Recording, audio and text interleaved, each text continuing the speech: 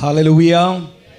യേശു കർത്താവിൻ്റെ പരിശുദ്ധ നാമം ഇന്ന് പകൽക്കാലം വാഴ്ത്തപ്പെടുമാറാകട്ടെ. പ്രാർത്ഥനയ്ക്കും ആരാധനയ്ക്കുമായി ദൈവപാതാന്തികയായിരിക്കുന്ന എല്ലാ പ്രിയപ്പെട്ട ദൈവങ്ങൾക്കായിട്ടും ഒരിക്കൽ കൂടി ക്രിസ്തയേശുവിൻ്റെ നാമത്തിൽ സ്നേഹവന്ദനങ്ങൾ നന്ദിയും അറിയിക്കുന്നു. കർത്താവ് നിങ്ങളെ ധാരാളമായി അനുഗ്രഹിക്കുമാറാകട്ടെ. അല്പ ദിവസങ്ങൾക്ക് ശേഷം ഒരിക്കൽ കൂടെ ഈ അനുഗ്രഹിക്കപ്പെട്ട സഭയെ ശുശ്രൂഷിപ്പാൻ കർത്താവിൻ്റെ ജീവിതത്തിൽ തന്ന നല്ല ആയുസ്സിനും നല്ല ആരോഗ്യത്തിനും ഞാൻ കർത്താവിനെ സ്തുതിക്കുന്നു. വാസ്തവത്തിൽ പ്രായം കൊണ്ടും പക്വത കൊണ്ടും നിങ്ങളെക്കാൾ ഏറെ പിൻപിലാണെങ്കിലും ഈ സഭയെ ശുശ്രൂഷിക്കുന്നത് ഏറ്റവും അഭിമാനമായി ഞാൻ കാണാം. എന്നേക്കാൾ പ്രായം കൊണ്ടും പക്വതയിലും നിങ്ങൾ ഏറെ മുന്നിലാണ്. അങ്ങനെ ഒരു സഭയെ ശുശ്രൂഷിക്കുന്നത് എൻ്റെ ജീവിതത്തിലൊരു ഭാഗ്യമായി പദവിയായി ഞാൻ കണക്കാക്കുന്നു. കർത്താവ് നമ്മെ അനുഗ്രഹിക്കുമാറാകട്ടെ. മുഖരുകളൊന്നും പറയുവാൻ അണ്ണൻ പറഞ്ഞതുപോലെ സമയമില്ല. പ്രത്യേകിച്ച് ദൈവദാസന് ഇന്ന് പകൽക്കാലം ഈ വേദിയിൽ ശുശ്രൂഷ അനുഭവിക്കുവാൻ കർത്താവ് കൊടുക്കുന്ന നല്ല സൗഭാഗ്യത്തിനായി ഞാൻ കർത്താവിനെ സ്തുതിക്കുന്നു. എനിക്ക് സഭ തന്ന ഈ ഒരു മണി നേരത്തേക്കുള്ള വെച്ച് തന്നെ നല്ലൊരു സന്ദേശം കൈമാറി ഞാൻ പ്രാർത്ഥിപ്പാൻ ആഗ്രഹിക്കുന്നത്. കർത്താവ് നിങ്ങളെ ധാരാളമായി അനുഗ്രഹിക്കുമാറാകട്ടെ.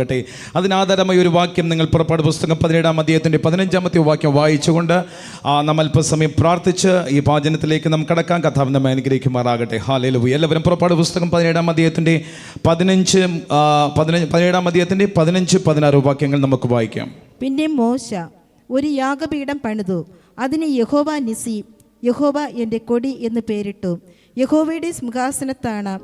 യഹോവയ്ക്ക് അമാലേക്കിനോട് തലമുറയായി യുദ്ധമുണ്ടെന്ന് അവൻ പറഞ്ഞു. മതി. എല്ലാ കണ്ണുകളും മുഴുവൻ അടച്ചാട്ടെ. Hallelujah Jesus. ഹല്ലേലൂയ. എല്ലാ കണ്ണുകളും അടച്ച് അല്പസമയം കർത്താവിനോടൊന്ന് സ്തുതിച്ചാട്ടെ. കർത്താവ് എന്നോടൊന്ന് സംസാരിക്കണമേ. കർത്താവേ, ഇന്ന് പകൽക്കാലം കർത്താവേ അപ്പാ അങ്ങ് സംസാരിക്കുന്ന വാക്കുകൾ എൻ്റെ ജീവിതത്തിൻ്റെ അകത്ത് കർത്താവേ വലിയൊരു അനുഗ്രഹമായി തീരണമെന്ന് ആഗ്രഹിക്കുന്നവർ ആരും മൗനമായിരിക്കരുത്. ഇന്ന് പകൽക്കാലം ഒന്ന് കർത്താവിനെ സ്തുതിച്ച് ആരാധന മഹത്വം കൊടുത്താട്ടെ. ഹല്ലേലൂയ. എല്ലാവരും പറയുക, കർത്താവേ എന്നോടൊന്ന് സംസാരിക്കണമേ. കർത്താവേ എന്നോടൊന്ന് സംസാരിക്കണമേ. കർത്താവേ അപ്പാ ഇന്ന് പകൽക്കാലം എനിക്ക് ആവശ്യമുള്ള ദൂതുകൾ കർത്താവേ അങ്ങ് തരുന്ന കൃപകൾക്കായി നന്ദി എന്ന് പറയുമോ? എല്ലാവരും ഒന്ന് സംസാരിക്കുമോ കർത്താവിനോട്? ഹല്ലേലൂയ. യേശുവേ നന്ദിയോട് സ്തോത്രം കർത്താവേ, നന്ദിയോട് സ്തോത്രം കർത്താവേ, നന്ദിയോട് സ്തോത്രം കർത്താവേ. അന്ധകാരത്താലെല്ല കണ്ണുമങ്ങുമ്പോൾ, അന്ധകാരത്താലെല്ല കണ്ണുമങ്ങുമ്പോൾ മങ്ങിടാത്ത കണ്ണെനിക്കുന്നുണ്ട് സ്വർഗത്തിൽ. മങ്ങിടാത്ത കണ്ണെനിക്കുന്നുണ്ട് സ്വർഗത്തിൽ. മാനുഷികമാം കൈകൾ താണു പോകുമ്പോൾ, മാനുഷികമാം കൈകൾ താണു പോകുമ്പോൾ ക്ഷീണിക്കാത്ത കൈയെനിക്കുന്നുണ്ട് സ്വർഗത്തിൽ. ക്ഷീണിക്കാത്ത കൈയെനിക്കുന്നുണ്ട് സ്വർഗത്തിൽ. അന്ധകാരത്താലെല്ല കണ്ണുമങ്ങുമ്പോൾ, അന്ധകാരത്താലെല്ല കണ്ണുമങ്ങുമ്പോൾ മങ്ങിടാത്ത കണ്ണെനിക്കുന്നുണ്ട് സ്വർഗത്തിൽ. മങ്ങിടാത്ത കണ്ണെനിക്കുന്നുണ്ട് സ്വർഗത്തിൽ. മങ്ങിടാത്ത കണ്ണെനിക്കുന്നുണ്ട് സ്വർഗത്തിൽ. നല്ലവനും വിശ്വസ്തനും വാക്കുമാറാത്തവനുമായ നല്ല കർത്താവേ, ഈ നല്ല രാത്രിക്കായി ഞങ്ങൾ നല്ല പകലിനായി ഞാൻ കർത്താവിനെ സ്തുതിക്കുന്നു. കർത്താവേ, ഞങ്ങൾ ഒരുമിച്ച് വചനം തുറന്ന് വായിച്ചിരിക്കുന്നു. വചനം അങ്ങയുടേതാണ്, ജനം അങ്ങയുടേതാണ്. ഇന്ന് പകൽക്കാലം കർത്താവേ വചനത്തിലൂടെ ഈ ജനത്തോട് അങ്ങ് സംസാരിക്കുന്ന കൃപകൾക്കായി നന്ദി കർത്താവേ. അപ്പാ ഇന്ന് പകൽക്കാലം അടിയന്റെ നാവിൽ നിന്ന് തിരുഹിതമില്ലാത്ത ഒരു വാക്ക് പോലും ഉച്ചരിക്കാൻ ഇടവരരുത്. എന്നാൽ തിരുഹിതം ഒന്നും മറയ്ക്കപ്പെടുവാൻ ഇടവരരുത് കർത്താവേ. ഒരു വാക്ക് പോലും അങ്ങ് ആഗ്രഹിക്കുന്ന വാക്കുകൾ ഒരിക്കലും സാത്താൻ തടയപ്പെടരുത്. അത് അങ്ങനെ തന്നെ വെളിപ്പെട്ടു വരുന്ന കൃപകൾക്കായി നന്ദി കർത്താവേ. ഇന്ന് പകൽക്കാലം യേശുവിന്റെ നാമത്തിൽ ഞങ്ങൾ എല്ലാ ജനത്തെയും പന്തിയായിരുത്തി അങ്ങ് വിളമ്പിക്കൊടുക്കുന്ന മഹാകരുണയ്ക്കായി ഞങ്ങൾ കർത്താവിനെ സ്തുതിക്കുന്നു. കർത്താവേ താഴ്ത്തിയേൽപ്പിക്കുന്ന യേശു ക്രിസ്തുവിന്റെ നാമത്തിൽ തന്നെ പിതാവേ. ഹല്ലേലൂയ. ഹല്ലേലൂയ. ഈ വായിച്ച ഭാഗം പുറപ്പാട് പുസ്തകം 17-ാം അധ്യായം എല്ലാവർക്കും പരിചയമുള്ള ഒരു ഭാഗമാണ്. എല്ലാവർക്കും നൂറുകണക്കിന് പ്രാവശ്യം നിങ്ങൾ കേട്ടിട്ടുള്ള ഭാഗമാണ്. ഇതാ ഒരു കലകത്തോടുകൂടി ഇസ്രായേൽ ജനത ഒന്നാമതായി ഉള്ള യുദ്ധത്തിലേക്ക്, റഫദീമിൽ യുദ്ധത്തിലേക്ക് കയറിപ്പോകുന്ന അല്ലെങ്കിൽ കയറുന്ന ഒരു ഭാഗമാണ് നമ്മൾ വായിച്ചത്. അവിടെ കലകത്തോടുകൂടി ആരംഭിക്കുന്ന ഭാഗം, എന്നാൽ അവസാനിപ്പിക്കുമ്പോൾ ഒരു ശുശ്രൂഷകന്റെ കൈയുടെ ചലനമനുസരിച്ച് സഭയുടെ വിടുതൽ പ്രാപിക്കുന്ന ഒരു അധ്യായത്തിന്റെ അവസാന പൂർത്തീകരണത്തിലേക്ക് നിങ്ങൾ കാണുവാൻ കഴിയും. ആരംഭിക്കുന്നത് കലഹമാണ്, എന്നാൽ അവസാനിപ്പിക്കുന്ന യഹോവ എന്റെ Jayakodi, Jesus is my banner. അപ്പൊ അങ്ങനെയാണ് തീരുന്നത്. അത് തുടങ്ങുന്നത് ഇസ്രായേൽ ജനതയുടെ കലഹമാണ്, എന്നാൽ തീരുന്നത് ഒരു ജയത്തിന്റെ ഔന്നിത്യത്തിലേക്കാണ്.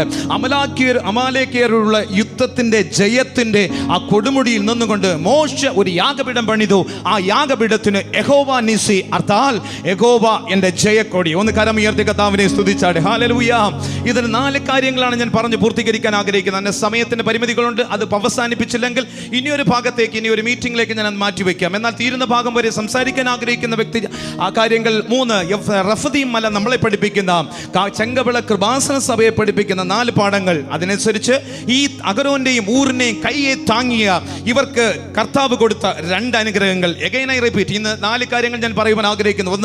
3 കാര്യങ്ങൾ ഈ റഫദീം മല കൃപാസന സഭയെ പഠിപ്പിക്കുന്ന 3 അനുഗ്രഹങ്ങൾ അല്ലെങ്കിൽ 4 അനുഗ്രഹങ്ങൾ സമയത്തിന്റെ അടിസ്ഥാനത്തിൽ. അതായത് അവസാനമായി ഈ താങ്ങിയത് കൊണ്ട് ഹൂരും അഹരോനും കൂടെ മോശയുടെ കൈ ആ മലമുകളിൽ വെച്ച് താങ്ങിയത് കൊണ്ട്, അർത്ഥാൽ സഭയ്ക്ക് കൈ കൊടുത്തത് കൊണ്ട് അവിടെ ജീവിതത്തിൽ വന്ന 2 അനുഗ്രഹങ്ങൾ പറഞ്ഞ് പ്രാർത്ഥിപ്പാൻ ആഗ്രഹിക്കുന്നു. ഒന്ന് കരമുയർത്തി കർത്താവിനെ സ്തുതിച്ചാട്ടെ. ഹല്ലേലൂയ. വേദപുസ്തകത്തിന്റെ അകത്ത് ഒരുപാട് കൊടികളെ കുറിച്ച് പരാമർശിച്ചിട്ടുണ്ട്. കൊടികളെ കുറിച്ച് നമ്മൾ 15-ാം തീയതി കൊടി ഉയർത്തി അല്ലേ? എല്ലാ സ്കൂളുകളിലും കൊടി ഉയർത്തി, എല്ലായിടത്തും 15-ാം തീയതി കൊടി ഉയർത്തി. എന്നാൽ കർത്താവ് കൊടി ഉയർത്താൻ പറഞ്ഞ സാഹചര്യങ്ങൾ 3 ഉണ്ട്. ആ 3 കൊടി ഒറ്റ മിനിറ്റ് കൊണ്ട് പറഞ്ഞ് എൻ്റെ ഈ അധ്യായത്തിലേക്ക് ഞാൻ ഓടി വരാം. ഒന്നാമത്തെ കൊടി സംഗീതം 60:4 സത്യനിമിത്തം ഉയർത്തേണ്ടതിന് നീ എൻ്റെ ഭക്തന്മാർക്ക് ഒരു കൊടി നൽകിയിരിക്കുന്നു. പ്രസന്റ് ചെയ്യാൻ കഴിയുമെങ്കിൽ ഒന്ന് എല്ലാ വാക്യങ്ങളും ഒന്ന് പ്രസന്റ് ചെയ്ത് പോയാൽ എല്ലാവർക്കും അത് എഴുതിയെടുക്കുന്നവർ അനേകരെ ഞാൻ കാണുന്നുണ്ട്. അത് അവർക്ക് അനുഗ്രഹമായി തീരും.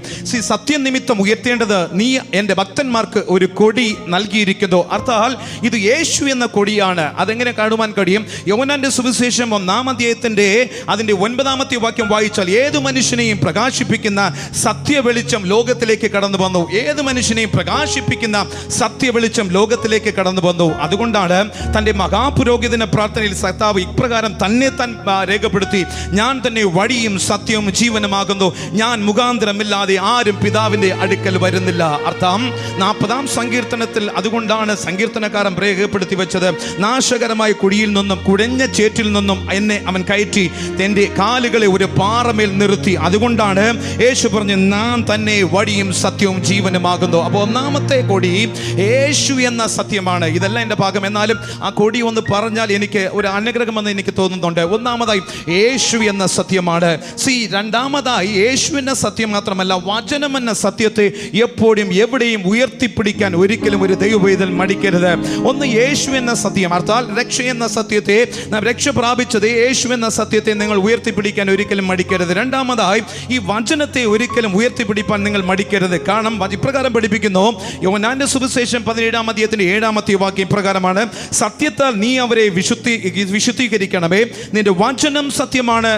നാം സത്യവചനത്തെ ഉയർത്തിപ്പിടിക്കാനുള്ള അവസരത്തിലാണ്. ശ്രദ്ധിക്കണമേ, പൗലോസ് തീമോത്തിയോസിന് ലേഖനം എഴുതുമ്പോൾ 2 തീമോത്തിയോസിന്റെ ലേഖനത്തിന്റെ 2-ാം അധ്യായത്തിന്റെ 15-ാമത്തെ വാക്യത്തിൽ എല്ലാ പ്രഭാഷണം നടത്തുന്ന ഞങ്ങൾ ഉൾപ്പെടെ ദൈവദാസന്മാർ ഉൾപ്പെടെ എല്ലാവരും അറിഞ്ഞിരിക്കുന്ന ഒരു നഗ്ന സത്യമുണ്ട്, ഒരു ആപ്തവാക്യം അതിൻ്റെ അകത്തുണ്ട്. ഈ പുൾപിറ്റ് കഥ പറയാനുള്ള സമയമല്ല, ആ വേദിയല്ല. ഈ പുൾപിറ്റ് കളിവാക്ക് പറയുവാനുള്ള വേദിയല്ല. ഈ പുൾപിറ്റ് വേറൊന്നും സന്തോഷിപ്പിക്കുന്ന വേദിയുമല്ല. ഈ പുൾപിറ്റ് എന്തെന്നറിയാമോ? സത്യവചനത്തെ യഥാർത്ഥമായി പ്രസംഗിച്ചുകൊണ്ട് ലജ്ജിപ്പാൻ സംഗതിയില്ലാതെ വേലക്കാരായി നിൽപ്പാൻ നിങ്ങളെ ഞാൻ ആഹ്വാനിക്കുന്നു. അപ്പോൾ സത്യവചനത്തെ യഥാർത്ഥമായി പ്രസംഗിച്ച് ലജ്ജിപ്പാൻ സംഗതിയില്ലാതെ വേലക്കാരായി നിൽപ്പാനാണ് പൗലോസ് ആഗ്രഹിക്കുന്നത്. അപ്പോൾ 1-ാമതായി യേശു എന്ന സത്യം, 2-ാമതായി വചനമെന്ന സത്യം, 3-ാമതായി പരിശുദ്ധാത്മാവെന്ന സത്യം. ഇത് സത്യത്തിന്റെ ആത്മാവ് നിങ്ങൾ വരുമ്പോഴോ അവൻ നിങ്ങളെ സകല സത്യത്തിലും കൂടെ വഴി നടത്തും. ഒന്ന് കരങ്ങൾ ഉയർത്തി കർത്താവിനെ സ്തുതിച്ചാട്ടെ. 1-ാമതായി സത്യമെന്ന കൊടി നമ്മൾ ഉയർത്തണം. 2-ാമതായി സന്തോഷമെന്ന കൊടി നമ്മൾ ഉയർത്തണം. രക്ഷിക്കപ്പെട്ട് 100 കണക്കിന് പ്രശ്നങ്ങൾ, ബ്രദർ സിസ്റ്റർ, നിങ്ങളുടെ കുടുംബത്തിന്റെ അകത്ത് 100 കണക്കിന് പ്രശ്നമുണ്ടെങ്കിലും 20-ാം സങ്കീർത്തനത്തിന്റെ 4-ാമത്തെ വാക്യം ഒരു കൊടി പറയുന്നുണ്ട്, ഞങ്ങൾ നിന്റെ ജയത്തിൽ ഘോഷിച്ച് ഞങ്ങളുടെ ദൈവത്തിന് ദൈവത്തിന്റെ നാമത്തിൽ ഒരു കൊടി ഉയർത്തും. യഹോവ നിന്റെ അപേക്ഷകളൊക്കെയും കേൾക്കുന്ന പകലാണിത്. ശ്രദ്ധിക്കണമേ, അപേക്ഷകളൊക്കെയും കേൾക്കും. നിന്റെ നാമത്തിൽ ഞങ്ങൾ ഘോഷിച്ച ഒരു കൊടി ഉയർത്തും. ശ്രദ്ധിക്ക്, അതുകൊണ്ടാണ് ന്യായാങ്കന സംഘത്തിൽ നിന്നുകൊണ്ട് അപ്പോസ്തല പ്രവൃത്തി 5-ാം അധ്യായത്തിന്റെ 41-ാമത്തെ വാക്യത്തിന്റെ അകത്ത് പത്രോസ് യോഹന്നാൻ മാറിൽ തട്ടി നിന്ന് ധൈര്യത്തോടെ പറഞ്ഞത്, തിരുനാമത്തിന് വേണ്ടി അപമാനം സഹിപ്പാൻ യോഗ്യരായി എണ്ണപ്പെടുകയാൽ അവർ സന്തോഷിച്ചുകൊണ്ട് ന്യായാസനത്തിന് മുൻപാകിൽ നിന്ന് കടന്നുപോയി. അർത്ഥം എന്നറിയാമോ? ഈ ലോകത്തിന്റെ പ്രതിസന്ധികൾ കണ്ടോ, ലോകത്തിൽ കടഭാരങ്ങളുണ്ടോ, ലോകത്തിൽ വേദനകൾ ഒന്നുകൊണ്ടോ ഒരിക്കലും ഒരു ദൈവത്തിന്റെ സന്തോഷം നഷ്ടപ്പെട്ടു പോകരുത്. അത് എന്നേക്കുമായി ഉയർത്തിപ്പിടിക്കേണ്ട കൊടിയാണ്. ഹല്ലേലൂയ. ഒന്നാമത് യേശു എന്ന സത്യത്തെ നിങ്ങൾ ഉയർത്തിപ്പിടിക്കണം. രണ്ടാമതായി എത്ര വേദനകളുണ്ടെങ്കിൽ ഒരു പിടി മരുന്നായിരിക്കും നിങ്ങൾ എടുത്ത് എല്ലാ ദിവസവും കഴിക്കുന്നത്. എന്നാലും നൂറുകണക്കിന് രോഗങ്ങൾ നിങ്ങളുടെ കുടുംബത്തിനകത്ത് കാണും, നൂറുകണക്കിന് പ്രശ്നങ്ങൾ കാണും. എന്നാൽ ഒരു ദൈവ പൈതൽ എപ്പോഴും ആലയത്തിൻ്റെ അകത്തും പുറത്തുമായിരിക്കുന്നത് സന്തോഷത്തെ കൊണ്ട് തന്നെ ആയിരിക്കണം. അതൊരു കൊടിയാണ്. ഹല്ലേലൂയ. മൂന്നാമതായി ഉത്തമഗീതം 2-ാം അധ്യായത്തിന്റെ 4-ാമത്തെ വാക്യം ഒരു കൊടി പറയുന്നുണ്ട്. അവൻ എന്നെ വീഞ്ഞു വീട്ടിലേക്ക് കൂട്ടിക്കൊണ്ട് ചെന്നു, എൻ്റെ മീതെ അവൻ പിടിച്ചിരുന്ന കൊടി സ്നേഹമായിരുന്നു. ഹല്ലേലൂയ. എൻ്റെ മീതെ അവൻ പിടിച്ചിരുന്ന കൊടി സ്നേഹമായിരുന്നു. ഒന്ന്, യേശു എന്ന സത്യം നാം ഉയർത്തിപ്പിടിക്കണം. രണ്ടാമത് വചനം എന്ന സത്യം ഉയർത്തിപ്പിടിക്കണം. അത് പരിശുദ്ധാത്മാവിന്റെ സത്യത്തോടെ നാം ഉയർത്തിപ്പിടിക്കണം. മൂന്നാമതായി ഞാൻ ഇപ്രകാരം പറഞ്ഞു, അത് സന്തോഷത്തിന്റെ കൊടി നാം ഉയർത്തിപ്പിടിക്കണം. നാലാമതായി ഞാൻ പറയുന്നത്, അത് സ്നേഹത്തിന്റെ സന്ദേശമായിരിക്കണം. എല്ലാവരും കൂടെ സ്നേഹമായിട്ട് ഇടപെടുന്നതാണ് നമ്മുടെ ജീവിതത്തിൽ പെന്തിക്കോസ് അനുഭവത്തിൽ ഇരിക്കുന്ന യഥാർത്ഥമായ ഒരു കൊടി. ഹല്ലേലൂയ. അപ്പോൾ നമുക്ക് അകത്തേക്ക് കയറാം. വായിച്ച ഇത് ഞാൻ ജസ്റ്റ് ഒന്ന് പറഞ്ഞതേ മാത്രമേ ഉള്ളൂ. എന്നാൽ എൻ്റെ ദൂതിലേക്ക് ഞാൻ കയറുകയാണ്. ലിസൺ മീ, ആ വാക്യത്തിലേക്ക് നിങ്ങൾ ഓടിക്കടന്നു വരിക. വളരെ ബ്യൂട്ടിഫുൾ ആയിട്ടുള്ള പാസേജാണ്. പുറപ്പാട് പുസ്തകം 17-ാം അധ്യായത്തിൻ്റെ 8 മുതൽ 15 വരെ നീണ്ടു കിടക്കുന്ന ആ വാക്യങ്ങൾ. നിങ്ങൾക്ക് എല്ലാവർക്കും അറിയാം, ഈ റഫദീം എന്ന സ്ഥലത്തിലാണ് ഈ ജനം എത്തി നിൽക്കുന്നത്. ഇതവർക്ക് ആദ്യത്തെ യുദ്ധമാണ്. ഈ റഫദീമിലെ യുദ്ധം എന്ന് പറയുന്നത് ഇസ്രായേൽ ജനതയ്ക്ക് ആദ്യമേയുള്ള യുദ്ധമാണ്. ഇസ്രായേൽ ജനത, നിങ്ങളൊരു കാര്യം മനസ്സിലാക്കണം, ഇത് ആദ്യത്തെ യുദ്ധമാണെന്ന് പറഞ്ഞ ചോരത്തെളികയും പ്രാപിച്ച് ഫറവോന്റെ അടിമത്തത്തിൽ നിന്ന് ആ ഭയങ്കര ഉല്ലാസത്തോടെ ഹോഷത്തോടെ ജനം ഓടി വരികയാണ്. ഓടി കനാൻ ദേശമാണ് ഏറ്റവും അവർക്ക് മുൻപിലുള്ളത്. ആ പച്ച പുൽപ്പിടിപ്പും മാതുളയും നല്ല പഴങ്ങളാണ് അവരുടെ ഏറ്റവും കണ്ണിലുള്ളത്. യുദ്ധം അവർക്ക് പ്രശ്നമില്ലായിരുന്നു. എന്നാൽ ഈ ആദ്യത്തെ യുദ്ധത്തിൽ വന്നപ്പോൾ തന്നെ അവർക്ക് വലിയൊരു പ്രതിസന്ധി അകത്ത് വരുവാനിടയായി തീർന്നു. ഞാൻ ആദ്യമായി ഒരു കൈമാറട്ടെ. പ്രതിസന്ധികളും പ്രശ്നങ്ങളും ജീവിതത്തിൽ വരുമ്പോൾ എന്ത് പാഠങ്ങൾ നമ്മൾ പഠിച്ചു എന്നുള്ളത് ഇമ്പോർട്ടൻ്റ്.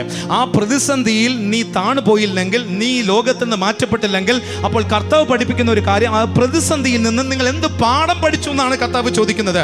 ഓരോ പ്രതിസന്ധിയും നമ്മുടെ ജീവിതത്തിൽ തരുന്ന ഒരു നല്ല പാഠങ്ങളാണ്. ശ്രദ്ധിക്കണമേ, ബിസിനസ്സിൽ ഒരു ഭാരമാണോ, വ്യക്തിപരമായിട്ടുള്ള ജീവിതത്തിൻ്റെ അകത്ത്, കുടുംബ ജീവിതത്തിൻ്റെ അകത്ത് ഒരു പ്രശ്നമാണോ, അതിൽ നിന്ന് കർത്താവ് നിങ്ങളിൽ നിന്ന് പ്രതീക്ഷിക്കുന്നത് എന്ത് പാഠം നിങ്ങൾ അതിൽ നിന്ന് പഠിച്ചെന്നാണ്.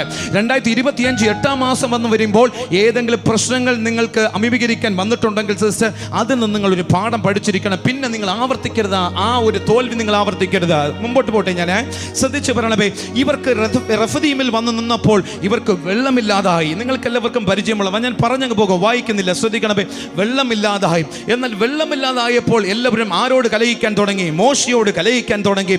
എന്തിനും കർത്താവ് മോശ എന്ത് കുറ്റമാ ചെയ്തത് നിങ്ങൾ ശ്രദ്ധിച്ച്. അടിമത്വത്തൊന്നും ജനത്തെ 30-40 എണ്ണത്തെ തോളിൽ ചുമക്കുന്നത് പോലെ കൊണ്ടുവന്നു അല്ലാതെ ഈ മോശ ഒരു കുറ്റം ചെയ്തതായി ഞാൻ കാണുന്നില്ല. എന്നാൽ നിങ്ങൾ നോക്ക്, ഏത് തരത്തിൽ വരുമ്പോഴും എവിടെ വന്നാലും എല്ലാം മോശയുടെ മേൽ ഈ കുറ്റം ചുമക്കുന്ന അവർ പറയുന്ന ഒരു കാര്യം, കലഹമുണ്ടാക്കാൻ തുടങ്ങിയവർ കലഹമുണ്ടാക്കിയപ്പോൾ മോശ ദൈവത്തോടു കൂടെ ചോദിക്കാൻ തുടങ്ങി. എന്നെ വളരെ ചിന്തിപ്പിച്ച ഒരു ഭാഗം ഇന്നതിൻ്റെ അകത്തുണ്ട്. ശ്രദ്ധിക്കണമേ, എന്തുകൊണ്ടെന്നാണോ ആ കലഹം ഈ നാളുകൾ വളരെ വിസ്തൃതമാണ്. എല്ലാ സ്ഥലത്തും കലഹമുണ്ട്. എല്ലാ ജോലി ചെയ്യുന്ന സ്ഥലത്ത്, സഭയ്ക്കകത്ത്, സംഘത്തകത്ത് ഇന്ന് കലഹങ്ങൾ ധാരാളം നടന്നുകൊണ്ടിരിക്കുന്നു. എന്നാൽ ഒരു കാര്യം മനസ്സിലാക്കണമേ, കഴിഞ്ഞ നാളുകൾ നാം അനുഭവിച്ച നന്മ മറക്കുമ്പോഴാണ് കലഹത്തിനാക്കി നാം മുതിരുന്നത്. ഒരിക്കൽ കൂടി ഞാൻ റിപ്പീറ്റ്, കുടുംബത്തിലാകട്ടെ, നിന്നെ കിട്ടിയത് എനിക്ക് ഭാര്യയോട് നിന്നെ കിട്ടിയത് എനിക്ക് ഏറ്റവും ഞാൻ അഭിമാനമായി കാണുന്നു, ഭാഗ്യമെന്ന് പറഞ്ഞ അതേ നാവ് കൊണ്ട് നീ വന്നതാണ് എൻ്റെ കുടുംബത്തിൻ്റെ അകത്ത് നാശമെന്ന് പറയുവാൻ ഇടയായി തീർന്നത് അവളിലൂടെ പ്രാപിച്ച നന്മ മറക്കുന്നത് കൊണ്ടല്ലേ സിസ്റ്റർ? ഒന്ന് കരമുയർത്തി കർത്താവിനെ മഹത്വപ്പെടുത്തിയാട്ടെ. കുടുംബത്തിൽ മാതാപിതാക്കൾ നീയാണ് പപ്പ എന്നെ ഏറ്റവും എനിക്ക് ഭയങ്കര സ്നേഹമാണ്, പപ്പ എനിക്ക് ഇഷ്ടമാണ്, പപ്പ അമ്മ എനിക്ക് ഇഷ്ടമാണെന്ന് പറഞ്ഞ അതേ ആദരം കൊണ്ട് ചില ചെറിയ പ്രതിസന്ധികൾ വരുമ്പോൾ എതിർത്ത് കസറുന്നത് എന്തുകൊണ്ടെന്നറിയാമോ? അവർ ചെയ്ത നന്മകൾ മറക്കുമ്പോഴാണ്. ഹല്ലേലൂയ. ഇവിടെ ഇസ്രായേൽ ജനതയെ നിങ്ങൾ ഒന്ന് ജസ്റ്റ് ഒന്ന് ചിന്തിച്ചേ. അവർ മന്ന പറഞ്ഞു, പൊടി വിതറുന്നത് പോലെ മന്ന അവർക്ക് കൊടുത്തു കർത്താവ്. പൊടി വിതറുന്നത് പോലെ മന്ന അവർക്ക് കൊടുത്തു. അത് മറന്നു. 15-ാം അധ്യായത്തിൽ ആഘോഷ ഗാനങ്ങൾ പാടി മോശ പഠിപ്പിച്ച ജനമായത് നല്ല ആഘോഷമായി അവർ പാടി ആരാധിച്ചു. അതവർ മറന്നു. 16-ാം അധ്യായത്തിനൊക്കെ മന്ന കൊടുത്തു കർത്താവ്. എല്ലാം മറന്നിട്ട് ഇപ്പോൾ ചെറിയ ഒരു പ്രതിസന്ധിക്കകത്ത് കലഹിക്കുന്ന ഒരു സമൂഹത്തെ നിങ്ങൾക്ക് അവിടെ കാണുവാൻ കഴിയും. എന്നാൽ ശലോമോൻ ജ്ഞാനി ഈ കലഹിക്കുന്നവരോട് കൂടെ പറയുന്ന ഒരു കാര്യമുണ്ട്. സ്നേഹമില്ലാത്തതാണ് പല വഴക്കുകൾക്കും കാരണം. ആമേൻ. സ്നേഹമില്ലാത്തതാണ്. എന്നാൽ സ്നേഹമുണ്ടെങ്കിൽ എല്ലാം സ്നേഹം മൂടുന്നു. ഹല്ലേലൂയ. സിസ്റ്റർ, ഒരു സോറി പറയാവുന്നതേ ഉള്ളൂ. കുടുംബജീവിതത്തിൻ്റെ അകത്ത് ഒരു സോറി പറയാവുന്നതേ ഉള്ളൂ. ഭർത്താവ് ഒരു ചെറിയ തെറ്റ് ചെയ്താൽ ഒരു സോറി പറഞ്ഞാൽ അവസാനിപ്പിക്കും. നീ പരസ്യമായിട്ട് തോൽക്കാതിരിക്കണമെങ്കിൽ രഹസ്യ ജീവിതത്തിൽ ഭർത്താവിനോട് ഭാര്യയോട് ഒരു സോറി പറഞ്ഞാൽ എല്ലാം അവസാനിക്കുന്നതേ ഉള്ളൂ. ഒന്ന് കരം ഉയർത്തി കർത്താവിനെ സ്തുതിച്ചാട്ടെ. ശലോമോൻ ജ്ഞാനി സദൃശ്യവാക്യത്തിൽ ഇപ്രകാരം രേഖപ്പെടുത്തി. 10-ാം അധ്യായത്തിന്റെ 12-ാമത്തെ വാക്യം, പക വഴക്കുകൾക്ക് കാരണമാകുന്നു, സ്നേഹമോ സകല ലംഘനങ്ങളെയും മൂടുന്നു. ഒന്ന് ഒരുമിച്ച് പറയാമോ?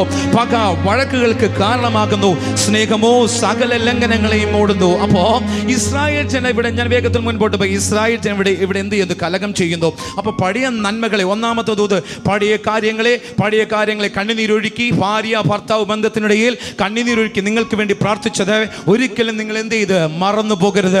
ചെറിയ കാര്യങ്ങൾ കുടുംബത്തിന്റെ അകത്ത് വരുമ്പോൾ അത് ക്ഷമയോടെ സഹിച്ച് മുൻപോട്ട് കുടുംബജീവിതം നയിപ്പാൻ ഞാൻ നിങ്ങളെ ആഹ്വാനം ചെയ്യുന്നു. ഒന്ന് കരമുയർത്തി കർത്താവിനെ സ്തുതിച്ചാട്ടെ. ഹല്ലേലൂയ. ഞാൻ മുൻപോട്ട് പോകുമ്പോൾ നിങ്ങളൊന്ന് ശ്രദ്ധിച്ചേ. ഈ ജനം ഇതാ മോശയോട് കർത്താവ് പഠിപ്പിച്ചു, മോശേ നീ വെള്ളമില്ലല്ലേ, നീ ചുമ്മാ ഇരുപ്പാ, നീ ഒരു കാര്യം ചെയ്യുക, പാറയടിക്കുമ്പോൾ വെള്ളം പുറപ്പെട്ടു വന്നു. എന്നാൽ വളരെ ചിന്തിപ്പിച്ച ഒരു ഭാഗം അതിൻ്റെ അകത്തുണ്ട്. മോശേ നീ വെള്ളം അടിച്ച് പാറ വന്ന വിശ്വാസ സമൂഹം നിങ്ങൾ അറിഞ്ഞിരിക്കണം. ഞാൻ പാറയുടെ മേൽ നിൽക്കും, നീ അതിനെ അടിക്കും, വെള്ളം വരും. ഹല്ലേലൂയ. ഞാൻ വായിച്ചിട്ടുള്ളവർക്കായി ആമേൻ പറ. ഞാൻ വായിച്ചു പോകാത്ത നിങ്ങൾക്കെല്ലാം പരിചയമുള്ള ഭാഗമുണ്ടാണ്. ഞാൻ പാറയുടെ മേൽ നിൽക്കും, മോശേ നീ പാറയെ അടിക്കുക, അതിൽ നിന്ന് വെള്ളം വരും. ഇന്ന് നിന്നെ ചുട്ടു പൊള്ളുന്ന അനുഭവത്തിൽ നിൽക്കുന്നത് കർത്താവ് ഉണ്ടെന്നേ. ആമേൻ. നീ പ്രതിസന്ധി, നീ സന്തോഷം അനുഭവിക്കുമ്പോൾ അല്ല സിസ്റ്റർ നിങ്ങളോട് കർത്താവുള്ളത്. ചുട്ടു പൊള്ളുന്ന നീറുന്ന അനുഭവത്തിൽ ഇരിക്കുമ്പോൾ എൻ്റെ കർത്താവ് അതിൻ്റെ നടുവിലുണ്ട്. വിശ്വസിക്കുന്നവർ കരങ്ങളടിച്ച് കർത്താവിനൊരു സ്തുതി കൊടുത്തേ. മോശേ നീ പാറയെ അടിക്കുക, അതിൽ നിന്ന് ജീവജലം പുറപ്പെട്ടു വരും. ഇന്ന് പകൽക്കാലം പ്രതിസന്ധിയുടെ നടുവിലും കർത്താവ് ഉണ്ട് സിസ്റ്റർ. നീ ഭാരപ്പെടുന്ന വിഷയങ്ങൾ മേലും കർത്താവ് ഉണ്ട്.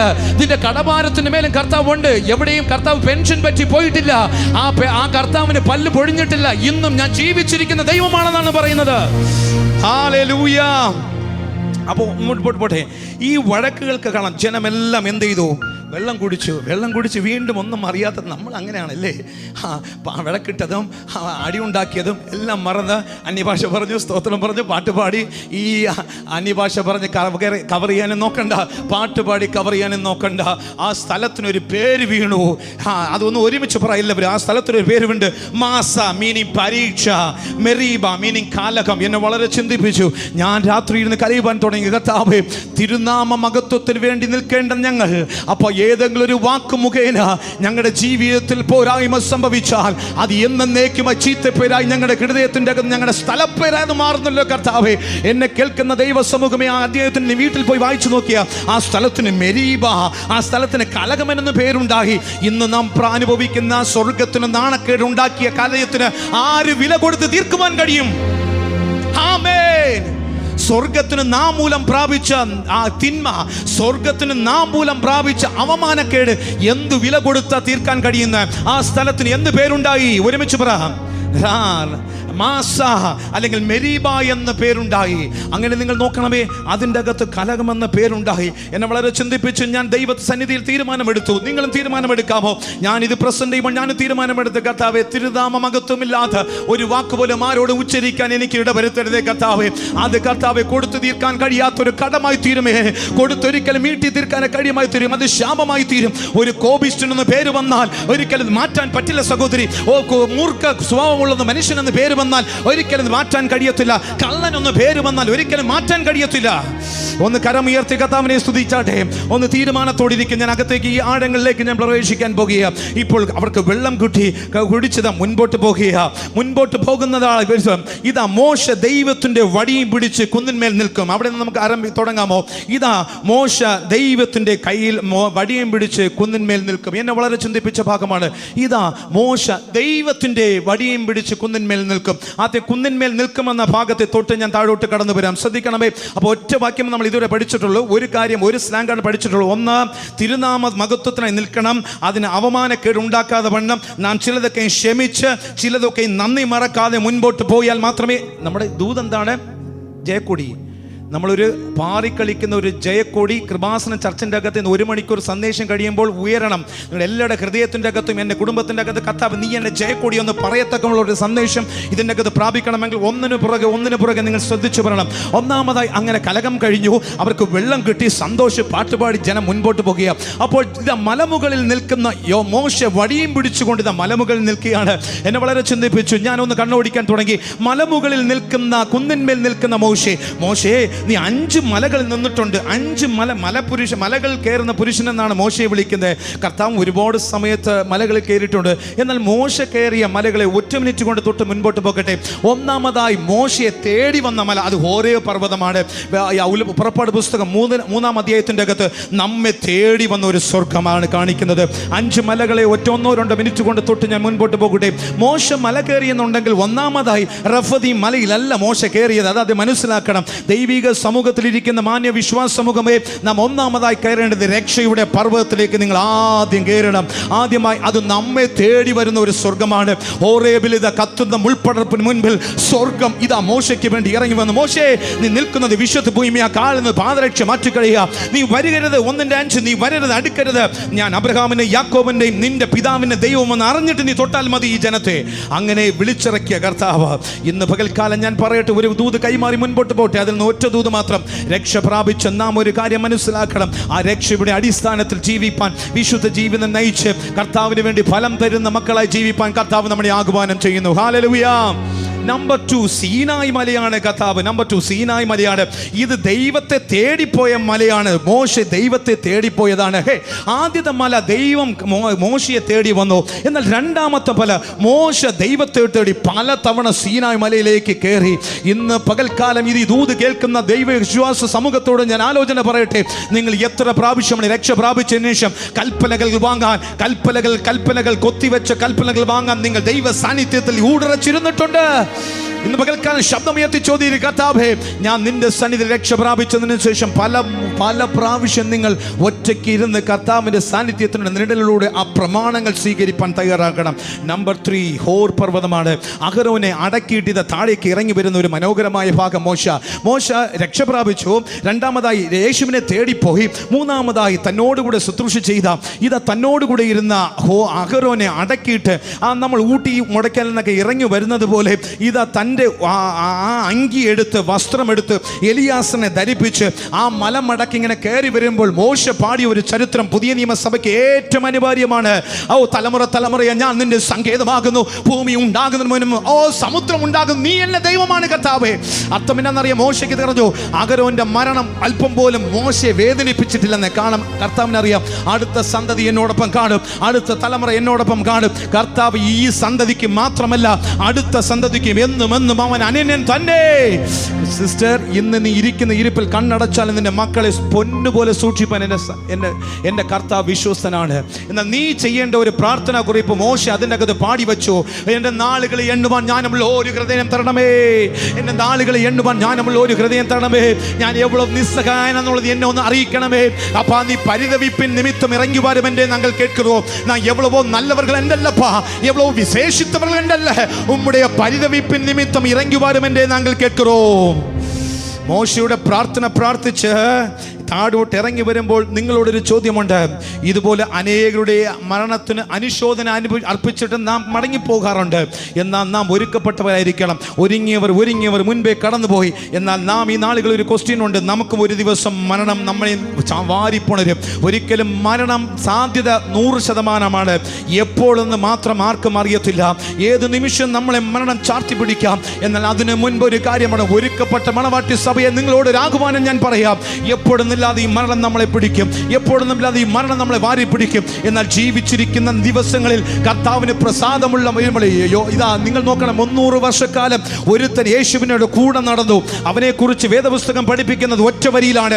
He please God. ഹല്ലേലൂയ. എത്ര 300 വർഷക്കാലം കൂടെ നടന്നവനെ കുറിച്ച് എബ്രായയിലെ കർത്താവ് എഴുതി വയ്ക്കുന്നത് ഹി പ്ലീസ് കാണാൻ ദൈവത്തെ പ്രസാദിപ്പിച്ചു എന്ന് മാത്രമാണ്. എത്ര വർഷം നിങ്ങൾ ജീവിച്ചാലും കർത്താവ് നിങ്ങളോട് ആവശ്യപ്പെടുന്നത് അവനെ പ്രസാദിച്ച് ജീവിക്കുക എന്നുള്ളത് മാത്രമാണ്. ഒന്ന് കരമുയർത്തി കർത്താവിനെ സ്തുതിച്ചാടെ. ഹല്ലേലൂയ. ഇങ്ങനെ ഇറങ്ങി ലാസ്റ്റ് അടുത്ത പർവ്വതം നോക്കണമേ. അടുത്ത പർവ്വതം പിസ്കാ കൊടുമുടിയാണ്. നിങ്ങൾക്ക് എല്ലാവർക്കും അറിയാം. 120ാമത്തെ വയസ്സിൽ ഈ മണ്ണിനോട് വിട പറഞ്ഞ് മോശയെ കർത്താവ് നിന്നെ അടക്കാരാധന നടത്തി. എനിക്കൊരു ചോദ്യമുണ്ട്. നിന്റെ ഓടി ഓടി ഓടി അധ്വാനിച്ച കാലുകൾക്കൊരു വിശ്രമം. നീ ഇത്രയും ദിവസം ഓടി ഓടി അധ്വാനിച്ച കൈകൾക്കൊരു വിശ്രമം. ഈ 30-40 ലക്ഷം എണ്ണത്തെ നീ നിന്റെ തോളിൽ കുഞ്ഞിനെ ചുമക്കുന്നത് പോലെ ചുമന്നത് കൊണ്ട് നിനക്കൊരു വിശ്രമം വച്ചോ. നീ ഒരു കാര്യം ചെയ്യണം. ഞാൻ ദാനിയേലിന് പറയുന്നത് പോലെ ദാനിയേലിനെ നേരിട്ട് ചെന്ന് അടക്ക ശുശ്രൂഷ എനിക്ക് നടത്താൻ കഴിഞ്ഞില്ല. എന്നാൽ ദാനിയേലോട് ഞാൻ ഒരു കാര്യം പറഞ്ഞു. നീയോ ദാനിയേലേ പൊയ്ക്കൊള്ളുക, കാലവസാനത്തിൽ ഓഹരി പ്രാപിപ്പാൻ. നമ്മളോട് ജീവിച്ചിരിക്കുമ്പോൾ തന്നെ നമുക്ക് ദർശനം ഉണ്ടാകണം. നീയോ ദാനിയേലേ പൊയ്ക്കൊള്ളുക, കാലവസാനത്തിൽ നിങ്ങൾ ഓഹരി പ്രാപിപ്പാൻ മടങ്ങി വരുത്താമെന്നുള്ള പ്രത്യാശ വേണം. എന്നെ കേൾക്കുന്ന ആളിനെ കേൾക്കുന്ന മാന്യമിത്രമേ, ജീവിച്ചിരിക്കുമ്പോൾ 60-70 വയസ്സുകാലം ജീവിച്ചിരിക്കുമ്പോൾ ഈ ഒരു പ്രത്യാശ ഉണ്ടാകണം. ഞാൻ കർത്താവിനോട് ചോദിച്ചു, നീയോ ദാനിയേലേ പൊയ്ക്കൊള്ളുക, കാലവസാനത്തിൽ ഓഹരി പ്രാപിപ്പാൻ മടങ്ങി വരുമെന്ന് കർത്താവ് പഠിപ്പിച്ചല്ലോ. എങ്ങനെ അപ്പം അത് പറയുവാൻ കഴിഞ്ഞു? കർത്താവ് പഠിപ്പിച്ചു, എടാ മോനെ, നീ ഒരു കാര്യം ചെയ്യും. 3 കാര്യങ്ങൾ ദാനിയേൽ നന്നായിട്ട് ചെയ്തു. അതുകൊണ്ട് ആ വാക്യം ദാനിയേൽ 12-നകത്ത് ഞാൻ അവനോടുകൂടെ പറയാൻ ഇടയായിത്തീരുന്നത്. എന്തുകൊണ്ടെന്നറിയാമോ? അന്നത്തെ ഗവർണറിൽ 3 ഗവർണറിൽ ഒരുത്തനായിരുന്നു ദാനിയേല്.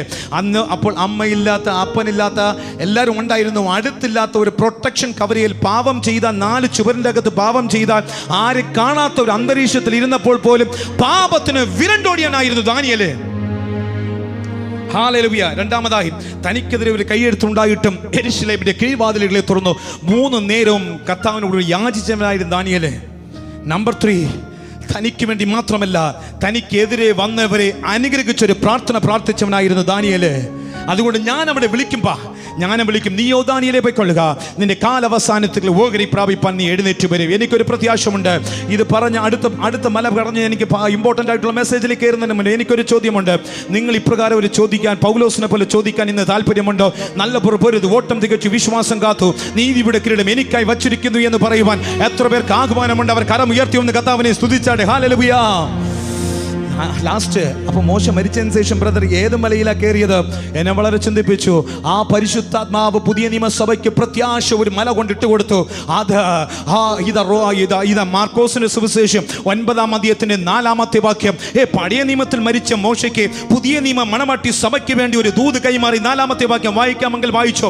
4-ാമത്തെ വാക്യം, ഏലിയാവും മോശയും കൂടെ സംഭാഷണം നടത്തി മരുഭൂമലയിൽ വെച്ച്. വായിച്ചോ സിസ്റ്റർ.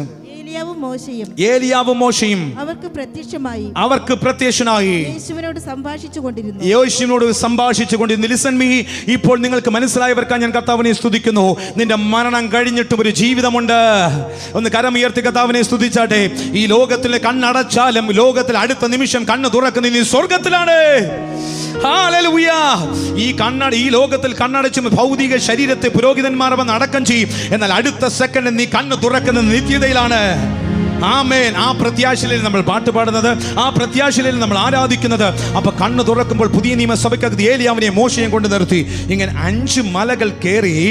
ഞാൻ ജസ്റ്റ് ഒന്ന് പരാമർശിച്ചതിനുള്ള റഫീദീമിലേക്ക് ഇതാ വരികയാണ്. ഈ റഫീദീമിലെ മല നമ്മളെ കാണിക്കുന്ന ഒരുപാട് സത്യങ്ങളുണ്ട്. ശ്രദ്ധിക്കണമേ. ഇതുവരെ നിങ്ങൾക്ക് മനസ്സിലായി എന്നുള്ളവർ കരമുയർത്തി കർത്താവിനെ ഒന്ന് സ്തുതിച്ചാട്ടെ. ഹല്ലേലൂയ. നമ്മൾ പഠിച്ച പാഠങ്ങൾ നിങ്ങൾക്ക് നന്നായിട്ട് അറിയാം. ഒന്ന്, കലഹക്കാരനാകരുത്, കർത്താവിനോടുകൂടി അനുരൂപപ്പെട്ട് ആ വന്ന വഴികളെ ഒരിക്കലും മറക്കരുത്. ഇടയാക്കരുത്. അടുത്തതായി നമ്മൾ പഠിച്ചത് സ്ഥലത്തിന്റെ പേര് റഫീദീമിൽ വന്നതുപോലെ നമ്മുടെ ജീവിതത്തിന് ഒരിക്കലും ഒരു കളങ്ക പേര് വരുവാൻ ഒരിക്കലും കർത്താവ് ഇടയാക്കരുത്. അപ്പോൾ കർത്താവ് ഈ ദൂതിൽ റഫീദീം മലയിൽ വന്ന് കർത്താവിനോട് ചോദിച്ചു, നിന്റെ കയ്യിൽ എന്താ ഉള്ളത്? ബ്യൂട്ടിഫുൾ. അടുത്ത വരി ആ അധ്യായത്തിൽ തന്നെ അടുത്ത വാക്യം, നിന്റെ കയ്യിൽ എന്താ ഉള്ളത്? അപ്പോൾ 17-ാം അധ്യായത്തിൽ 9-ാമത്തെ വാക്യമാണ്, ഞാൻ നാളെ കുന്നിൻ മുകളിൽ ദൈവത്തിൻ്റെ വടിയും കയ്യിൽ പിടിച്ചുകൊണ്ട് നിൽക്കും. അപ്പോൾ ദൈവത്തിൻ്റെ വടിയും കയ്യിൽ പിടിച്ചുകൊണ്ട് നിൽക്കും. ശ്രദ്ധിക്കണം, ഇനി ഒരു 1.5 മണിക്കൂർ നിങ്ങൾ നന്നായിട്ട് ഗ്രഹിക്കണം.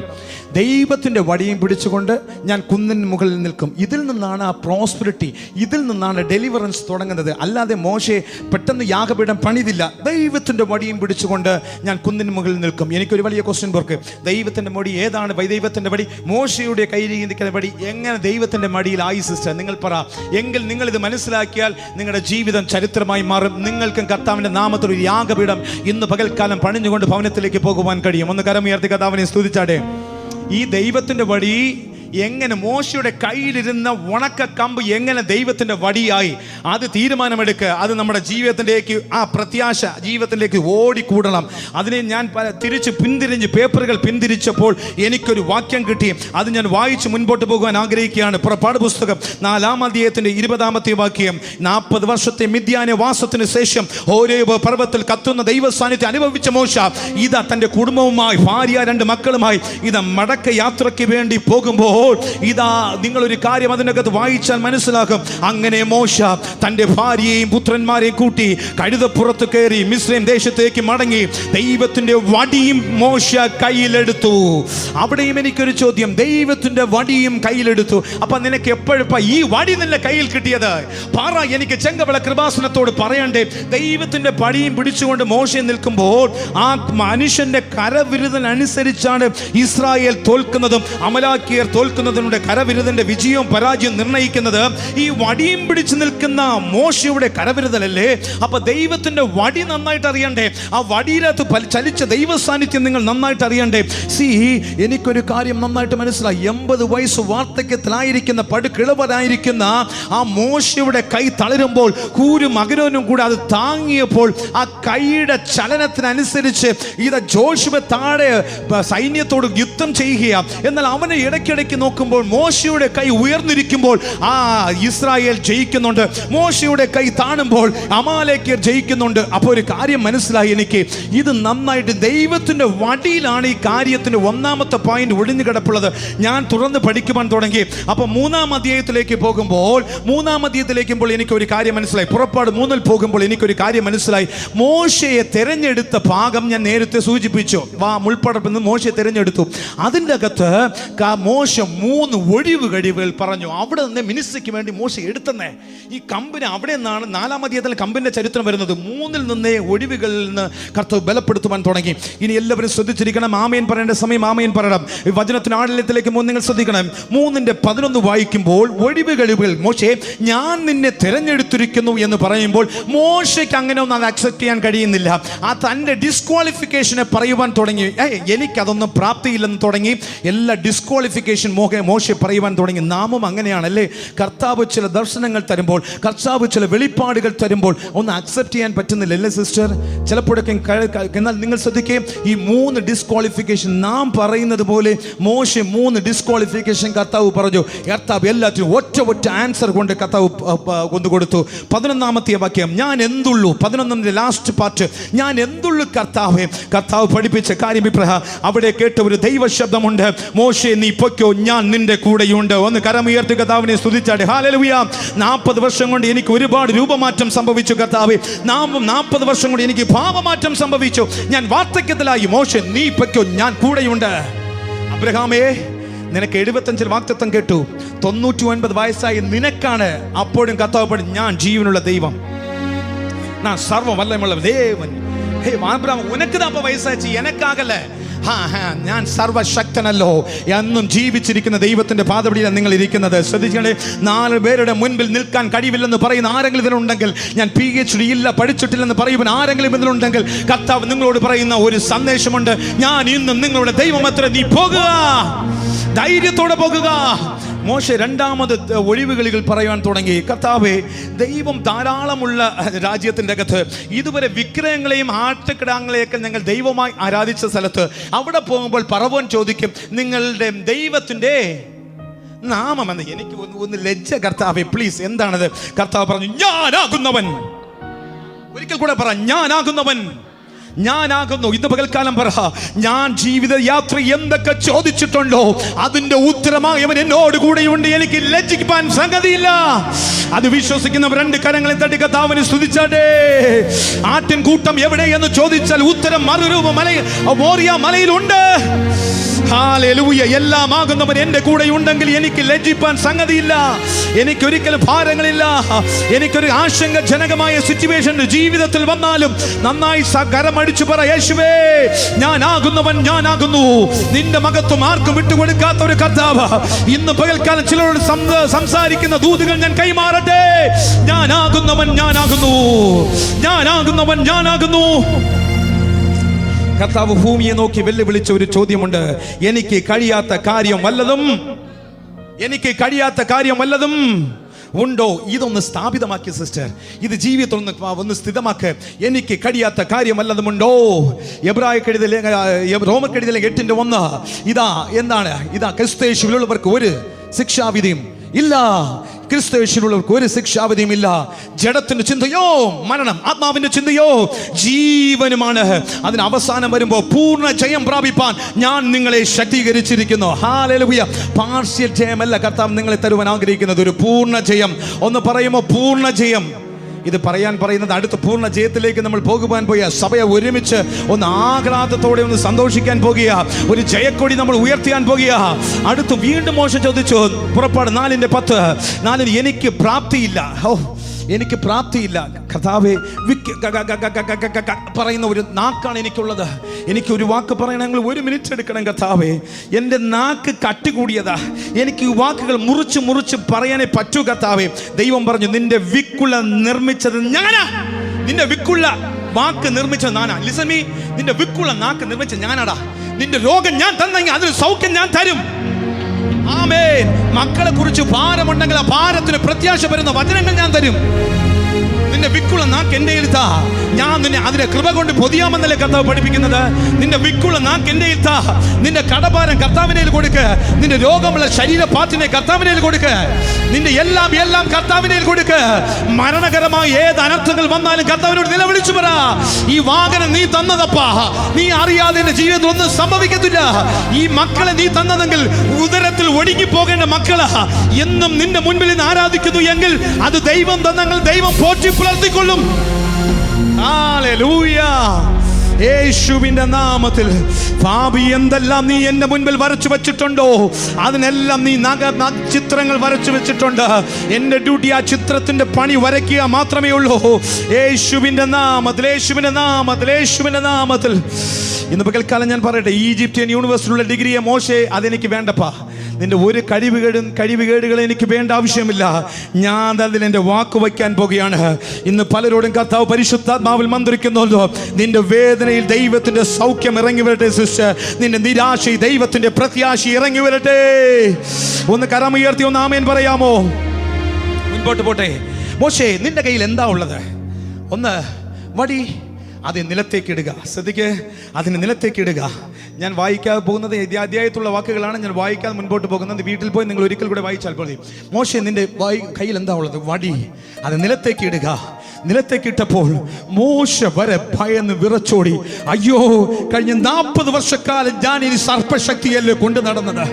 കഴിഞ്ഞ 40 വർഷക്കാലം എന്നെ കോപിഷ്ഠനാക്കിയതിന് പിന്നിൽ സർപ്പശക്തി മറഞ്ഞു കിടന്നു. നിന്റെ ബിസിനസിനെ തകർത്തതിന്, കഴിഞ്ഞ 40 വർഷക്കാലം തകർത്തതിന് ഒരു സർപ്പശക്തി മറഞ്ഞു കിടന്നു. നീ പോലും അറിഞ്ഞില്ല മോശെ അതുവരെ അറിഞ്ഞില്ല. ആ വടിക്കകത്ത്, ആ ഉയർത്തിപ്പിടിച്ച വടിക്കകത്ത് ഒരു സർപ്പശക്തി മറഞ്ഞു കിടന്നത് മോശെ അറിഞ്ഞില്ല. മോശെ പേടിച്ച് വിറയ്ക്കുവാൻ തുടങ്ങി. മോശെ കരയുവാൻ തുടങ്ങി ദൈവസേനയിൽ. അയ്യോ, ഇന്ന് മാതാപിതാക്കളോട് ചോദിച്ചേ, നിങ്ങളുടെ കുഞ്ഞ് നല്ല പഠിക്കുന്ന കുഞ്ഞുങ്ങളാ, നിങ്ങളുടെ ഭർത്താവ് നല്ല സ്വഭാവമുള്ളവരാ, നിങ്ങളുടെ ഭാര്യ നല്ല ക്യാരക്ടർ, എന്നാൽ അതിൻ്റെ അകത്ത് മറഞ്ഞു കിടന്ന സർപ്പശക്തികളെ ഇന്ന് ഓടിക്കുവാൻ എത്ര പേർക്ക് ആഹ്വാനമുണ്ട്? സ്തോത്രത്തോടിരിക്കെ അതിനെ ഒന്ന് വലിച്ചെറിയുവാൻ എത്ര പേർക്ക് ആഗ്രഹമുണ്ട്? നിന്റെ മക്കൾ പലരും നീ പെന്തിക്കോസ് ആലയത്തിൽ ആരാധിക്കുന്ന, എന്നാൽ മറ്റ് സമുദായത്തിലുള്ളവർ നിന്നേക്കാൾ വളരെ വേഗത്തിൽ ഓടിക്കൂടി നീ ഇന്നും പതുങ്ങി ഇരിക്കുന്നെങ്കിൽ അതിൻ്റെ അകത്ത് പൊളിഞ്ഞു നടക്കുന്ന ഒരു സർപ്പശക്തി ഉണ്ട്. ദൂതുകൾ മാറി വരികയാ. ഞാൻ ഡയറിയിൽ എഴുതല്ല ഇന്ന് കർത്താവ് തരുന്നത്. എനിക്കൊരു ഉറപ്പുണ്ട്, അത് പ്രത്യാശമായി ചെറിയ ദൂതുകളല്ല, വലിയ ഒരു ദൂതിന്റെ കൈമാറ്റം കർത്താവ് തരികയാ. പലപ്പോഴും നീ ചിന്തിച്ചു, കർത്താവ് ഞാൻ രാവിലെ മുതൽ അധ്വാനിക്കുന്നുണ്ട്, എന്തുകൊണ്ടപ്പോ എന്റെ കുടുംബത്തിനകത്ത് ഈ വേദന? എന്തുകൊണ്ട് ഞാൻ കാക്കയ്ക്ക് പോയി ഒരു ദ്രോഹം ചെയ്യാത്തവനാണ്? എന്തുകൊണ്ടപ്പോ എന്റെ ഹൃദയത്തിനകത്ത് ഈ വേദന? ആ സർപ്പശക്തി ഇന്ന് പകൽക്കാലം താഴേക്ക് വലിച്ചെറിയുവാൻ തയ്യാറുള്ളവർ, ഓ എന്റെ ജീവിതത്തിനകത്ത് ഈ വേദനകൾ, അപ്പുറത്തെ വീട്ടാൻറ്റിക്ക് ഇപ്പുറത്തെ വീട്ട് ആർക്കും ഒരു പ്രശ്നമില്ല, എല്ലാം എന്റെ മണ്ടയ്ക്ക് എന്നെങ്കിൽ ഇന്ന് പകൽക്കാലം ഒരു ഡെലിവറൻസ് കർത്താവ് തരികയാണ്. നിന്നെ അറിയാതെ ഒളിഞ്ഞിയും പതുങ്ങിയും ഇരിക്കുന്ന സർപ്പശക്തികൾ, ചില സർപ്പശക്തികളെ വീട്ടിൽ നിന്ന് എന്നേക്കുമായി അടിച്ചു മാറ്റുവാൻ, ചില വീട്ടിൽ നിന്ന് അതിരുകളെ വെച്ച് കുടുംബത്തിനുമേൽ തലമുറകളെ അതിരുകളെ വെച്ച് ഇതിനപ്പുറത്ത് പോകാൻ കഴിയത്തില്ലെന്ന് വിശാലതയെ ചുറ്റിച്ചുരുക്കിയ സർപ്പശക്തികൾക്കായി ഇന്ന് പകൽക്കാലം വെട്ടേറ്റ് വീഴുന്ന ശത്രുമണ്ഡലത്തിനായി നന്ദി. യേശുവിന്റെ നാമത്തിൽ അവൻ നിലത്തേക്കിട്ടു. അത് നിലത്തേക്കിട്ടപ്പോൾ അത് ഇടിയുവാൻ തുടങ്ങി. ഈ വടിക്ക് 3 അർത്ഥമുണ്ട്. ഇത് ഏത് വടിയെന്നറിയാമോ? ഈ വടി ഏതെന്നറിയാമോ? ഇതൊരു ആട്ടിടയൻ്റെ, എഴുതുന്നവർക്ക് എഴുതാം, ഇതൊരു ആട്ടിടയൻ്റെ കയ്യിലിരുന്ന വടിയാ. മിദ്യാൻ ദേശത്ത് ഭാര്യയും 2 മക്കളും ആടുകളുമായി ഒതുങ്ങിപ്പോയ ഒരു വടിയാ. മിദ്യാൻ ദേശത്ത് ഭാര്യയും 2 മക്കളുമായി ഒതുങ്ങിക്കൂടിയ ഒരു അറ്റ്മോസ്ഫിയർ ഇരുന്ന വടിയാ. എന്നാൽ കർത്താവ് പഠിപ്പിക്കുന്നു, നിങ്ങൾ അത് 3 കാര്യങ്ങളൊന്ന് ഓർമ്മിച്ച് വെച്ചോ. അവസാനം ഇതിന്റെ ദൂത് ഞാൻ പറയാം. 2ാമത്തെ വഴി, ഇതൊരു കുലപാതകന്റെ വടിയാ. എൻ്റെ കോപം നിമിത്തം, എൻ്റെ വക്രത നിമിത്തം ഒരു മിദ്യാനെ അടിച്ച് മണൽ പൂത്തുവാൻ ഉപയോഗിച്ച വടിയാ. ഇതൊരു രാജകുമാരന്റെ വടിയാ. ഫറവോന്റെ പുത്രിയുടെ മകൻ എന്ന് വിളിക്കപ്പെടും പേരും പുകഴ്ചയുമുള്ള രാജകീയ പുരോഹിതത്തിന്റെ അടിസ്ഥാനത്തിരിക്കേണ്ട വകയാ. എന്നാൽ ഇത് ശൂന്യാവസ്ഥയിൽ ഞാൻ ഇരിക്കുക, ഒന്നുമില്ല. നീ ഇരിക്കേണ്ട സ്ഥലം എവിടെയാ സിസ്റ്റർ? എവിടെയോ നല്ല ഒരു അന്തസ്സിൽ ഇരിക്കേണ്ടതാ. ഇന്ന് നീ ഇരിക്കുന്ന, എന്നാൽ ഒരുപടി ഈ 3 കാര്യങ്ങളും എന്നെ ശൂന്യമാക്കി വെച്ചേക്കുക. ഒന്ന് ഒതുങ്ങിക്കൂടിയ ഒരവസ്ഥ. ഈ വടി ഒരു കുലപാതകം ചെയ്തതിന്റെ മൂർഖ ഗുണം. എൻ്റെ സ്വഭാവം ഇതല്ലായിരുന്നു. കഴിഞ്ഞ 5 വർഷത്തിനും എൻ്റെ സ്വഭാവം ഇതല്ലായിരുന്നു. എൻ്റെ സ്വഭാവം ഇതിലേക്ക് കൊണ്ടുവന്ന് ഈ വടി നിർത്തി. ഈ വടി നല്ല സാമ്പത്തികം എനിക്ക് കിട്ടിയതാണ്, എന്നാൽ ഈ വടി എന്നെ കിട്ടു. എന്നാൽ കർത്താവ് പറഞ്ഞു, സാരമില്ല, നീ ഈ വടി നിലത്തിടാൻ പറഞ്ഞല്ലോ, നീട്ടല്ലോ. ഈ ഉപയോഗമില്ലാത്തതിനെ നീ നിലത്തേക്ക് ഇട്, ഉപയോഗമുള്ളതിനെ കയ്യിലെടുക്ക്. എത്ര പേർക്ക് വേണം? ഉപയോഗമില്ലാത്തതേ നീ നിലത്തേക്കിട്ട്, നിന്നെ കോപീസനാക്കിയതിൻ്റെ പുറകിൽ ചലിച്ചതിനെ നീ ഇട്. ഞാൻ നിന്നെ അനുഭവത്തിൻ്റെ ഒരു വടികൾ തിരിച്ചു പിടിപ്പാൻ, എൻ്റെ വടിയെ നിന്നെ അഭിഷേകത്തിലൂടെ വിരിവിൻ്റെ കയ്യിലെടുക്കാൻ ഞാനൊരു പദവി നിനക്ക് തരുവാൻ പോകുകയാ. 90-ാം സങ്കീർത്തനത്തിന്റെ ഇനി ദൂതിലേക്ക് കയറുവാൻ പോകുക. 90-ാം സങ്കീർത്തനത്തിന്റെ ലാസ്റ്റ് വാക്യം, യഹോവേ ഞങ്ങളുടെ കൈകളുടെ പ്രവൃത്തിയെ സാധ്യമാക്കി തരണമേ. യഹോവേ ഞങ്ങളുടെ കൈകളുടെ പ്രവൃത്തിയെ സാധ്യമാക്കി തരണമേ. ഇനിയൊരു കാര്യം നീ ജീവിതത്തിൽ ചെയ്യുന്നതിന് മുൻപേ ഇപ്രകാരം ചെയ്തിട്ടായിരിക്കണം ജീവിതയാത്ര മുൻപോട്ട് പോകേണ്ടത്. യഹോവേ ഞങ്ങളുടെ കൈകളുടെ പ്രവൃത്തിയെ സാധ്യമാക്കി തരണമേ. എടുക്കുന്നതിന് മുൻപ് മോശയ്ക്ക് നല്ല തങ്കൂറ്റമുണ്ട്. ഏതേൻ തോട്ടത്തിൽ നുടഞ്ഞു കയറിയ സാത്താൻ സർപ്പശക്തി ഇത്രയും ദിവസം എൻ്റെ വടിയുടെ കൂടെ ഉണ്ടായിരുന്നു എൻ്റെ ജീവിതത്തിൻ്റെ അകത്ത്. ഇന്ന് പകൽ ഹോറേബിൽ കത്തി നിൽക്കുന്ന ദൈവ സാന്നിധ്യത്തോട് എടുക്കാൻ പോകുകയാണ്. ഒന്ന് കരമുയർത്തി ഒന്ന് കർത്താവിനെ സ്തുതിച്ചാട്ടെ. ഹല്ലേലൂയ. നിന്നെ മുൻപിൽ ഓടിയവരുടെ അതേ സ്ഥലത്ത് കർത്താവ് നിന്നെ കൊണ്ടുവന്ന് നിർത്താൻ പോകുകയാണ്. നിലത്തേക്ക് ഇട്ടപ്പോൾ സർപ്പശക്തി ഇടഞ്ഞപ്പോൾ നീ വേദനിച്ച് പുടഞ്ഞു. നടുവേദന കൊണ്ട് പുടയുമ്പോൾ നിന്നെ സഹായിക്കാൻ ആരുമില്ലെന്ന് ചിന്തിച്ചു. വീടിൻ്റെ അകത്ത് അപ്പുറത്തും ഇപ്പുറത്തും വലിയ പ്രശ്നങ്ങൾ വന്നപ്പോൾ നീ ഒതുങ്ങിക്കൂടിയൊരവസ്ഥയിലേക്ക് മാറി സഹോദരി. എനിക്കറിയില്ല ഇത് പറയുന്നതാ, ഇത് കർത്താവ് പറയാൻ പറയുന്നതാ. ഒതുങ്ങിക്കൂടിയൊരവസരമാ. മക്കളെ കെട്ടിച്ചു കൊടുക്കണം, വിദ്യാഭ്യാസമുണ്ട്, എല്ലാം ഉണ്ട്, എന്നാൽ സാഹചര്യങ്ങൾ അനുകൂലമാകുന്നില്ല. എന്നാൽ ഇന്ന് പകൽക്കാലം ഒരു ഡെലിവറൻസ് കർത്താവ് സഭയ്ക്ക് തരികയാ. നീ വീണ്ടും അഭിഷേകത്തിൽ അതിനെ എടുക്കാൻ പോകുകയാണ്. ഒന്ന് കരമടിച്ച് കർത്താവിനെ സ്തുതിച്ചാട്ടെ. യേശുവിന്റെ നാമത്തിൽ നിന്റെ ബുദ്ധിമണ്ഡലത്തെ വലിഞ്ഞു പിടിച്ചിരുന്ന ദുഷ്ട സർപ്പ ശക്തികൾ ഇനി നീ എടുക്കുമ്പോൾ അത് നിന്റെ കയറിൽ കേറത്തില്ല. പൗലോസേ, അനലി നിന്റെ മേൽ കേറിയാൽ കുടഞ്ഞു കളയ. എന്റെ ഭാവിയെ ഇരുട്ടിലാക്കിയ, എന്റെ ആത്മീകത്തിന് വിറപറഞ്ഞ, എന്റെ കൃപാവരത്തിന് ചോദ്യം ചെയ്ത, എന്റെ കുടുംബ ജീവിതത്തിന് തകർത്തുകൊണ്ടിരിക്കുന്ന, നിന്റെ കുഞ്ഞുങ്ങളുടെ ഭാവിയെ ഇല്ലാതാക്കിയ എല്ലാ ദുഷ്ട ശക്തികളെയും യേശുവിന്റെ നാമത്തിൽ ഇപ്പോൾ തന്നെ ഞാൻ നിങ്ങൾ ശാസിച്ചു ജയമെടുക്കുന്നു. ഹല്ലേലൂയ. കർത്താവ് പറഞ്ഞു വേഗത്തിൽ പോകാം. കർത്താവ് പറഞ്ഞു നീ ഒരു കാര്യം അതിനെ കയ്യിലുണ്ടെടുക്കുക. കയ്യിലെടുക്കുമ്പോൾ വലിയൊരു മർക്കോസിന്റെ സുവിശേഷം 16-ാം അധ്യായത്തിന്റെ 15-ാമത്തെ വാക്യത്തിന്റെ തിരതള്ളൽ വചനം എൻ്റെ ഹൃദയത്തിലേക്ക് ഓടി വന്നു. നീ പാമ്പുകളെയും തേളുകളെയും ശത്രുവിന്റെ സകല ബലത്തെയും ചവിട്ടുവാൻ ഞാൻ നിങ്ങൾക്ക് അധികാരം തന്നിരിക്കുന്നു. സിംഹത്തിന് മേലെ അണലിമേൽ നീ ചവിട്ട്, ബാലസിംഹത്തെ മിതിച്ചുകളയും, എന്നാൽ അത് എന്നോട് അടുത്ത് വരികയില്ല. ഒന്ന് ആമേൻ പറഞ്ഞോ. ഈ ശക്തിയോടുകൂടെ ഏത് തൊട്ടാലും അഭിഷേകത്തിന്റെ ശക്തിയോടുകൂടെ ക്യാപ്ചർ ചെയ്യണം. ഒരു സ്ഥലത്തിൽ പോയി വാഹനത്തെ തൊട്ടാൽ അഭിഷേകത്തിന് ചാനൽ ഉണ്ടായിരിക്കണം. ഒരു തീയ ശക്തികൾ ഇതിനെ തൊടത്തില്ല. അത് വിശ്വസിക്കുന്നവർ തലയ്ക്ക് മുകളിൽ കരങ്ങളടിച്ച് കർത്താവിനെ സ്തുതിച്ചാട്ടെ. ഇതൊരു ഡെലിവറൻസ് ആണ്. ഇനി പ്രാർത്ഥിച്ച് ഞങ്ങൾ കൈമാറി ഇന്ന് ആലയം വിട്ടിറങ്ങുമ്പോൾ ഒരു സർപ്പശക്തികൾ നിന്നെ തൊടുവാൻ അനുവദിക്കരുത്.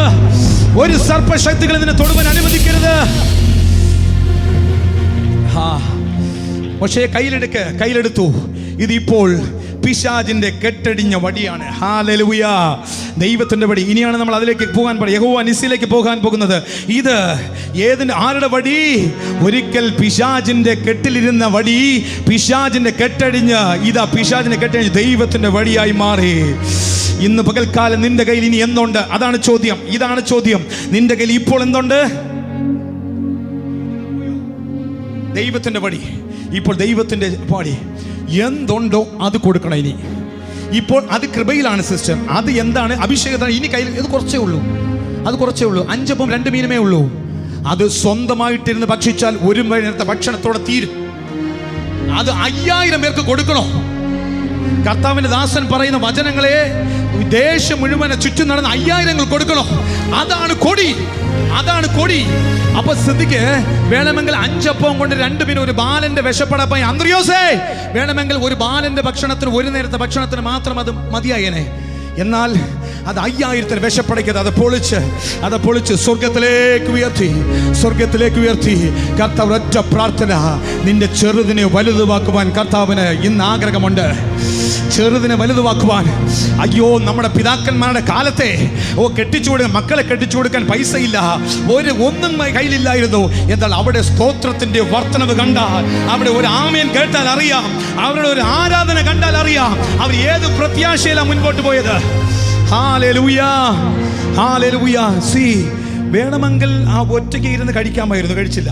എന്നാൽ ആ ബാലന്റെ കയ്യിലിരുന്ന് അന്ത്രയോസ് ഒരു ശുശ്രൂഷ ചെയ്തത് കൊണ്ട് എല്ലാവർക്കും കിട്ടി. പ്രവാചക ശിഷ്യന്മാരുടെ ഭാര്യമാരിൽ ഒരുത്തിയോട് നിങ്ങൾ ചോദിക്കേ, അല്പം മാവും അല്പം എണ്ണയും, ഒരു ഭരണി എണ്ണയും അല്പം മാവും, ഇത് വേണമെങ്കിൽ ആ 2 പേർക്കും കഴിച്ചിട്ട് കിടന്ന് അവസാനിപ്പിക്കാനേ ഉള്ളൂ.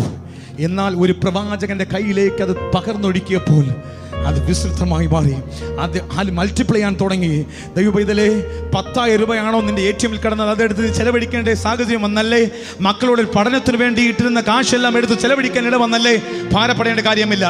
ഇനി ഭാരപ്പെടരുത് നീ. കാണുമെന്ന് അതിന് ഒന്ന് വർധനവ് തരുവാൻ കർത്താവ് ഇന്നും വിശ്വസ്തനാണ്. അതിനൊരു വർധനവ് തരുവാൻ കർത്താവ് ഇന്നും വിശ്വസ്തനാണ്. 10,000 രൂപ എന്ന് വേണ്ട, 1000 രൂപയും കർത്താവ് വർധനവ് തരുവാൻ നമ്മെ വിശ്വസ്തനാണ്. അതിന് ലാറ്ററി എടുക്കേണ്ട കാര്യമില്ല, അതിന് ഒന്നും നീ ചെയ്യേണ്ട കാര്യമില്ല, അതിന് വേദനിപ്പിക്കേണ്ട കാര്യമില്ല. ഈ സന്ദേശത്തിലേക്ക് നീ വീണ്ടും ഓടിവാ. കർത്താവ് ഇത്ര ദൂരം എന്നെ മുടക്കി വെച്ചിരുന്ന ആര്? മോശ കയ്യിൽ ദൈവത്തിന്റെ വടിയുമായി മാറി. ഈ വടി പുറപ്പാട് പുസ്തകത്തിൽ നിങ്ങൾ കാണുമ്പോഴെല്ലാം പല സ്ഥലത്ത് നിങ്ങൾ കാണുവാൻ കഴിയും. എടുത്ത് കർത്താവ് ഇത് ഉയർത്തുവാൻ തുടങ്ങി. എനിക്ക് സമയമില്ല, എന്നാലും ഞാൻ വേഗത്തിൽ പോകുവാൻ ആഗ്രഹിക്കുന്നത്. അപ്പോൾ ഇവർ ഉയർത്തിപ്പിടിക്കുവാൻ തുടങ്ങി. ഈ ദൈവത്തിൻ്റെ വടിയും പിടിച്ചുകൊണ്ട് കുന്നിൻ്റെ മുകളിൽ നിൽക്കുന്ന മോശ, ദൈവത്തിൻ്റെ വടിയും പിടിച്ചുകൊണ്ട്. അപ്പോൾ ഇനി പറയേണ്ടത് നിങ്ങൾക്ക് ജയം ഉറപ്പാണ്. കാരണം ഇത് അഭിഷേകത്തിൽ പിടിച്ചിരിക്കുന്ന വടിയാണ്. അപ്പം നമ്മൾ എവിടെയോ തെറ്റുന്നുണ്ട്. നാം എവിടെയോ തെറ്റുന്നുണ്ട്. അഭിഷേകത്തിൽ ചില കാര്യങ്ങളെ കൈകാര്യം ചെയ്യാത്തത് കൊണ്ടാണ് സർപ്പശക്തികൾ നമ്മുടെ വീട്ടിൻ്റെ അകത്ത് ചില രോഗങ്ങളെ കൊണ്ടുവന്ന്, ചില കടഭാരങ്ങളെ കൊണ്ടുവന്ന് നൃത്തമാടുന്നത്. അപ്പോൾ ഇന്ന് ഒരു ഡെലിവറൻസ് ആയി തീരണം. കർത്താവിനോട് പറയണം, കർത്താവേ, ഞാൻ ഇനിയിപ്പോൾ പിടിക്കാൻ പോകുന്നത് ഇന്നലെ അനുഭവിച്ച ആത്മീക ഒരു അനുഭവത്തിൻ്റെ ഒരു വടി പിടിക്കാൻ എനിക്ക് കഴിയുമെങ്കിൽ എൻ്റെ വിജയം അതിൽ നിന്ന് ഉറപ്പായി. അപ്പോൾ മോശെ, നീ എന്താ പിടിച്ചിരിക്കുന്നത്? അനുഭവത്തിന്റെ വടിയാണ്. കഴിഞ്ഞ നാളുകളുള്ള ഫസ്റ്റ് ദൂത്, റഫദീം മലം പഠിപ്പിക്കുന്ന ഒന്നാമത്തെ ദൂതിലേക്ക് ഞാൻ കയറിയുള്ളൂ. കഴിഞ്ഞ നാളുകളിൽ അനുഭവിച്ച പല അനുഭവങ്ങളുടെ വടിയാണ് ഞാൻ പിടിച്ചിരിക്കുന്നത്. അപ്പൊ ഞാൻ മറന്നില്ല, 10 വയസ്സിൽ രക്ഷ പ്രാപിച്ചു, 12 എനിക്ക് വന്ന പ്രശ്നം എന്ന് നിങ്ങൾ പറയുന്നേക്കാം. 20 ബ്രദറെ, അല്ലെങ്കിൽ 25 എൻ്റെ പ്രശ്നമായിരുന്നത്. 30 വിവാഹത്തോടുകൂടി പല പ്രതീക്ഷയോടെ ഞാൻ വിവാഹ വീട്ടിലേക്ക് കയറി. എന്നാൽ അന്ന് മുതൽ എൻ്റെ ഭർത്താവ് എന്നെ കുറിച്ച് പറയുന്നത്, നീ വന്നത് മുതൽ നാശമെന്ന് പറയുന്നുണ്ടെങ്കിൽ ഒരു കാര്യം ഞാൻ പറയട്ടെ, നീ വന്നത് മുതൽ ആ വീട്ടിന് അനുഗ്രഹമല്ലാതെ എന്തെങ്കിലും ശാപങ്ങൾ വന്നിട്ടുണ്ടോ? ഭർത്താക്കന്മാർ പറയട്ടെ, എൻ്റെ വീട്ടിൽ ഞാൻ പറയുവാൻ കഴിയും, അനുഗ്രഹം മാത്രമേ വന്നിട്ടുള്ളൂ. ഇതിൽ ഒരു ഭർത്താവ് പറയാൻ കഴിയത്തില്ല, എൻ്റെ ഭാര്യ വന്നതുകൊണ്ട് എനിക്ക് ശാപം വന്നെന്ന് ഒരു ഭർത്താവും പറയാൻ കഴിയത്തില്ല. കാരണം ഇത് യോജിപ്പിച്ചത് ദൈവമാണ്. ഹല്ലേലൂയ! ഇത് യോജിപ്പിച്ചത് ദൈവമാണ്. ഇത് മനുഷ്യരിൽ കയറി നിന്നത് സർപ്പശക്തികളാണ്. അതിനെ മൂന്നാമതൊരാൾ കയറുവാൻ നീ അനുവദിച്ചത് കൊണ്ടാണ് ഇന്ന് പകൽക്കാലം പല അനുഗ്രഹങ്ങൾക്കും തടസ്സമായി തീരുന്നത്. ഒന്ന് കരം ഉയർത്തി കർത്താവിനെ സ്തുതിച്ചാടേ. അപ്പോൾ ഇതാ ഉയർത്തിപ്പിടിക്കാൻ പോവുകയാണ്. അനുഭവ സാക്ഷ്യമുണ്ടെങ്കിൽ പറയുവാൻ നല്ലതാണ്. ഇതാ നിങ്ങൾ നോക്കിക്കേ, ഇതൊരു കൂട്ടം അനുഭവത്തിൻ്റെ വടിയാ. ഇതൊരു കൂട്ടം അനുഭവത്തിൻ്റെ വടിയാ. അപ്പോൾ അനുഭവ സാക്ഷ്യം നല്ലതാണ്. 1, 2 മിനിറ്റ്, 3 മിനിറ്റ്, 5 മിനിറ്റ് ഒക്കെ അനുഭവ സാക്ഷി പറയുന്നത് തെറ്റില്ല. എന്നാൽ അരമണിക്കൂർ, 1 മണിക്കൂർ ഒന്ന് അനുഭവ സാക്ഷി പറഞ്ഞാൽ ആർക്കും അതിൽ 5 മിനിറ്റ് ഉപയോഗമുണ്ടെന്ന് എനിക്ക് തോന്നുന്നില്ല. അങ്ങനെ ഒരു വ്യക്തിയാണ്. കാരണം ഞാൻ വേദപുസ്തകം പഴയ നിയമം 37 അത്ഭുതങ്ങൾ വായിച്ചപ്പോൾ ഒരാളുടെ അത്ഭുതമല്ല അടുത്ത ആൾക്കുള്ള അത്ഭുതം. ഒരാൾക്ക് കിട്ടിയ വിടുതലല്ല അടുത്ത ആൾക്ക്. ബർത്തിമയെ എങ്ങനെ കുരുടാക്കി? ബർത്തിമയെ എങ്ങനെ സൗഖ്യമാക്കി? ഇത് പിറവിയിലെ യോഹന്നാൻ 9 പിറവിയിലെ കുടനെ ചേറുണ്ടാക്കി തൊട്ട് സൗഖ്യമാക്കി പോയി കഴിവാൻ പറഞ്ഞു. ഓരോ കുടന്മാരെയും ഓരോരോ വ്യത്യസ്ത അനുഭവങ്ങളിലാണ് കർത്താവ് സൗഖ്യമാക്കിയത്. God doesn't have early records to give you a new deliverance for you. ദേവദാസനെ കറക്റ്റല്ലേ ദേവദാസനെ? God doesn't have an early records give a new deliverance for you. ഇന്ന് ടീച്ചറിന്റെ സാക്ഷ്യം മനോഹരമാണ്, ജിൻസിയുടെ സാക്ഷ്യം മനോഹരമാണ്. God doesn't have early records. അതല്ലേ ടീച്ചർ, അതിൻ്റെ നടന്നിട്ടുള്ള സാക്ഷ്യം യഥാർത്ഥം ഞാൻ അനുഭവിക്കുന്നത്. പഴയ റെക്കോർഡ് നോക്കിയാൽ മാർക്ക് കുറവെന്നൊക്കെ ടീച്ചർ പറഞ്ഞു. ഇന്ന് God doesn't need that. കർത്താവിന് അത് ആവശ്യമില്ലപ്പാ. 30 ലക്ഷം രൂപ ഉള്ളവൻ സൂസൈഡ് ചെയ്യുന്നെങ്കിൽ നീ സൂസൈഡ് ചെയ്യണ്ട. God doesn't need early records. കർത്താവിന് പഴയ കാര്യങ്ങൾ ആവശ്യമില്ല. അതങ്ങനെ സംഭവിച്ചത് അങ്ങനെ സംഭവിച്ചു. നോ. അപ്പോൾ അനുഭവ സാക്ഷിയല്ല, അതവർക്ക് എൻ്റർടൈൻമെൻ്റ് ആണ്. നമ്മുടെ ജീവിതത്തിൻ്റെ അകത്ത് നാം ചോദിച്ച് പ്രാപിക്കണം, കർത്താവേ, എനിക്ക് എന്താണ് ഡെലിവറൻസ് എൻ്റെ ജീവിതത്തിന് വച്ചേക്കുന്നുള്ളത്? എൻ്റെ ലോൺ അടയ്ക്കാൻ, എൻ്റെ മക്കളെ കെട്ടിച്ചു കൊടുക്കാൻ, എനിക്ക് വാഹനം വാങ്ങാൻ, ഞാൻ സമൃദ്ധിയിലേക്ക് വരുവാൻ നീ എന്ത് അത്ഭുതമായി എനിക്ക് വച്ചിട്ടുള്ളത്? ഇത് മോശ പറയും, ഞാൻ ഉയർത്തിപ്പിടിച്ചെങ്കിൽ ഒരു കൂട്ടം അനുഭവങ്ങളുടെ മടിയാണ്. നമ്പർ 1, ഞാനിവിടെ നിന്ദിക്കപ്പെട്ടോ, ഞാനിവിടെ ആക്ഷേപിക്കപ്പെട്ടോ, അവിടെ ഉയർത്തിപ്പിടിക്കുവാൻ ദൈവം എൻ്റെ കയ്യിൽ തരുന്ന ഒരു കൂട്ടം അനുഭവത്തിൻ്റെ വടിമേൽ മാത്രം. ചെങ്കവള കൃപാസനമാലയത്തിലേക്ക് ഞാൻ ആഹ്വാനം ചെയ്തു കൊടുക്കുന്നത്, നിങ്ങൾ കഴിഞ്ഞ നാളുകൾ വന്ന പരാജയങ്ങളെ നിങ്ങൾ ഒരിക്കലും ഓർക്കണമെന്നല്ല, ഓർത്തിട്ട് അതിൽ നിന്ന് പാഠങ്ങൾ പഠിക്കണം. പാഠങ്ങൾ പഠിച്ചിട്ട് അതിന് അനുഭവത്തിൻ്റെ വടി ഉയർത്തി കർത്താവിനോട് പ്രാർത്ഥിക്കണം.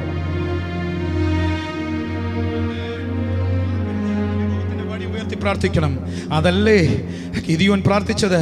ഒറ്റയാളെന്ന പോലെ ഞാൻ നിന്നെ യുവമാരുടെ മുൻപിൽ കൊണ്ട് നിർത്തുമടാ, നീ ജയിക്കുമടാ. അപ്പോൾ ഗിദിയോൻ പ്രാർത്ഥിച്ചു, കഴിഞ്ഞ നിന്റെ പിതാക്കന്മാരുടെ കാലത്തിൽ അനുഭവിച്ച അത്ഭുതങ്ങൾ എവിടെ? കാരണം എന്നറിയാം, അത് വേണം സിസ്റ്റർ നമ്മുടെ ജീവിതത്തിൻ്റെ അകത്ത്. ഞാൻ പറയട്ടെ, എൻ്റെ പിതാവിൻ്റെ അണ്ണനൊക്കെ ചോദിച്ചാലറിയാം, എൻ്റെ പിതാവിൻ്റെ സാന്നിധ്യത്തിലാണ് ഇന്നും ഞാൻ നിൽക്കുന്നത്. വേറെ എന്താ കർത്താവിന് വേണ്ടി ചെയ്ത്? ഒന്നും ചെയ്യുന്നില്ല. എൻ്റെ കർത്താവിൻ്റെ ദാസൻ ഷിനുവൊക്കെ അകലങ്ങളിൽ ചെന്ന് അവർ സുവിശേഷ വേല ചെയ്യുന്നുണ്ട്. അത് ഭയങ്കര പാടാ സിസ്റ്റർ, അത് ഭയങ്കര പാടാ. അത് എളുപ്പമൊന്നുമല്ല. അവരെ ഞാൻ സല്യൂട്ട് ചെയ്യുന്നു. ഇത് എളുപ്പമാണ്, ശുശ്രൂഷിക്കുന്നതൊക്കെ എളുപ്പമാണ്. അകലങ്ങളിൽ പോയി ശുശ്രൂഷിക്കുന്ന അത്ര എളുപ്പമുള്ള കാര്യമല്ല. ഏത് സമയത്തും അവർക്ക് പ്രതിസന്ധികൾ വരാം, ഏത് സമയത്തും അവിടെയൊക്കെ അനർത്ഥങ്ങൾ വരാം. എന്നാൽ കർത്താവ് പരിപാലനത്തിനായി ഞാൻ കർത്താവിനെ സ്തുതിക്കുന്നു. അപ്പോൾ ഒരു കാര്യം, ഞാൻ പിതാക്കന്മാരുടെ കാലങ്ങളിലുള്ളത് ഒരിക്കലും ഒരു സഭ എന്ത് ചെയ്ത് മറന്നു പോകരുത്. അടുത്തതായി ഞാൻ താഴോട്ട് വരട്ടെ, വേഗത്തിൽ ഞാൻ വരട്ടെ. അപ്പോൾ ഉയർത്തിപ്പിടിച്ച് ജയത്തിൻ്റെ ഘോഷം ഉന്നയിക്കുന്നതിന് മുൻപ് ഹന്നയെ നിങ്ങളൊന്ന് കൊണ്ടുപോവാ. ആ പഴയ കാലത്തിലുള്ളതിനെ ഓർത്തെടുത്ത് പ്രാർത്ഥിക്കണമെന്നുണ്ടെങ്കിൽ ഹന്നിയെ നിങ്ങൾ 1 മിനിറ്റ് ഒന്ന് അകത്തേക്ക് കൊണ്ടുവന്നാൽ.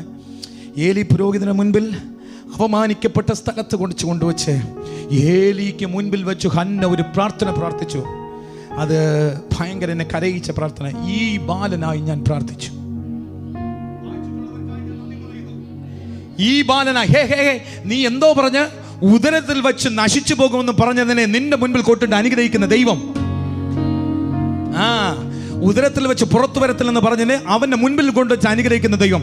ഈ ബാലനായി വിരൽ ചൂണ്ടി, ഈ ബാലനായി നിന്റെ ശബ്ദം, നീ ദൈവത്തെ കേൾപ്പിച്ച ദൈവത്തെ ശബ്ദം ശമൂവേലിനെ കേൾപ്പിക്കും. ഹല്ലേലൂയ. അതിനാ സ്തോത്രം പോരാ. അമ്മമാരെ, നിന്റെ ശബ്ദം ഇരുട്ടറയിൽ ഇരുന്നുകൊണ്ട് കണ്ണുകൾ അടച്ച് വിരിച്ചൊരുക്കിയ ആ പായ്, ഒരിക്കലും പായ് മടക്കാത്ത പായ് എപ്പോഴും നിന്റെ ലിവിംഗ് റൂമിനകത്ത് കാണണം. നെടുമുടുങ്കാൽ നിന്നുകൊണ്ട് നിന്റെ കുടുംബത്തിന് വേണ്ടി, നിന്റെ മക്കൾക്ക് വേണ്ടി പ്രാർത്ഥിക്കുന്ന പ്രാർത്ഥന, അത് മക്കൾ കേട്ടില്ലെങ്കിലും സ്വർഗം കേൾക്കും. നീ നിന്റെ ശബ്ദത്തെ ദൈവത്തെ കേൾപ്പിച്ചാൽ, ബാക്കി സ്ലാങ് എഴുതിയിട്ട് കൊള്ളുക വേദപുസ്തകത്തിനകത്ത്, ദൈവത്തെ ശബ്ദത്തെ നിന്നെ കണ്ണടഞ്ഞ ശേഷം തലമുറകളെ കേൾപ്പിക്കും. ഹല്ലേലൂയ. അതൊരു പ്രവാചക ശബ്ദമായി വരും. അതൊരു പ്രവാചക ശബ്ദമായി വരും. ശ്രദ്ധിക്ക്, നിങ്ങളുടെ ഹൃദയത്തിൻ്റെ അകത്ത് ഒരു ആകാംക്ഷ ഉണ്ടെങ്കിൽ, ഒരു ആവലുണ്ടെങ്കിൽ. എൻ്റെ മൂത്ത മോനെ ഫെറോഷിന് ഞാൻ കീബോർഡ് പഠിപ്പിക്കുമ്പോൾ ഞാൻ ഒരു ദിവസം വല്ല സാറിൻ്റെ അടുത്ത് ഒന്നും പറഞ്ഞിട്ടില്ല, നന്നായി പഠിപ്പിക്കണം, ഒന്നും പറഞ്ഞിട്ടില്ല. എന്നാൽ ഒരു കാര്യം ഞാൻ കർത്താവിനോട് പ്രാർത്ഥിച്ചു, കർത്താവേ, ആലയത്തിൻ്റെ അകത്ത് എൻ്റെ കൂടെ നിന്ന് കർത്താവേ ഈ കീബോർഡ് വായിക്കണം, അത് മാത്രം നീ എന്നെ അതിനെ എങ്ങനെയെങ്കിലും ഒന്ന് സഹായിക്കണം. ഒറ്റ പ്രാർത്ഥന പ്രാർത്ഥിച്ച് മാത്രമേ ഉള്ളൂ. സാർ എന്നോട് പറഞ്ഞ പരിശുദ്ധാത്മാവിൻ്റെ വിരലുകൾ ചലിക്കുന്നത് ഞാൻ കണ്ടു.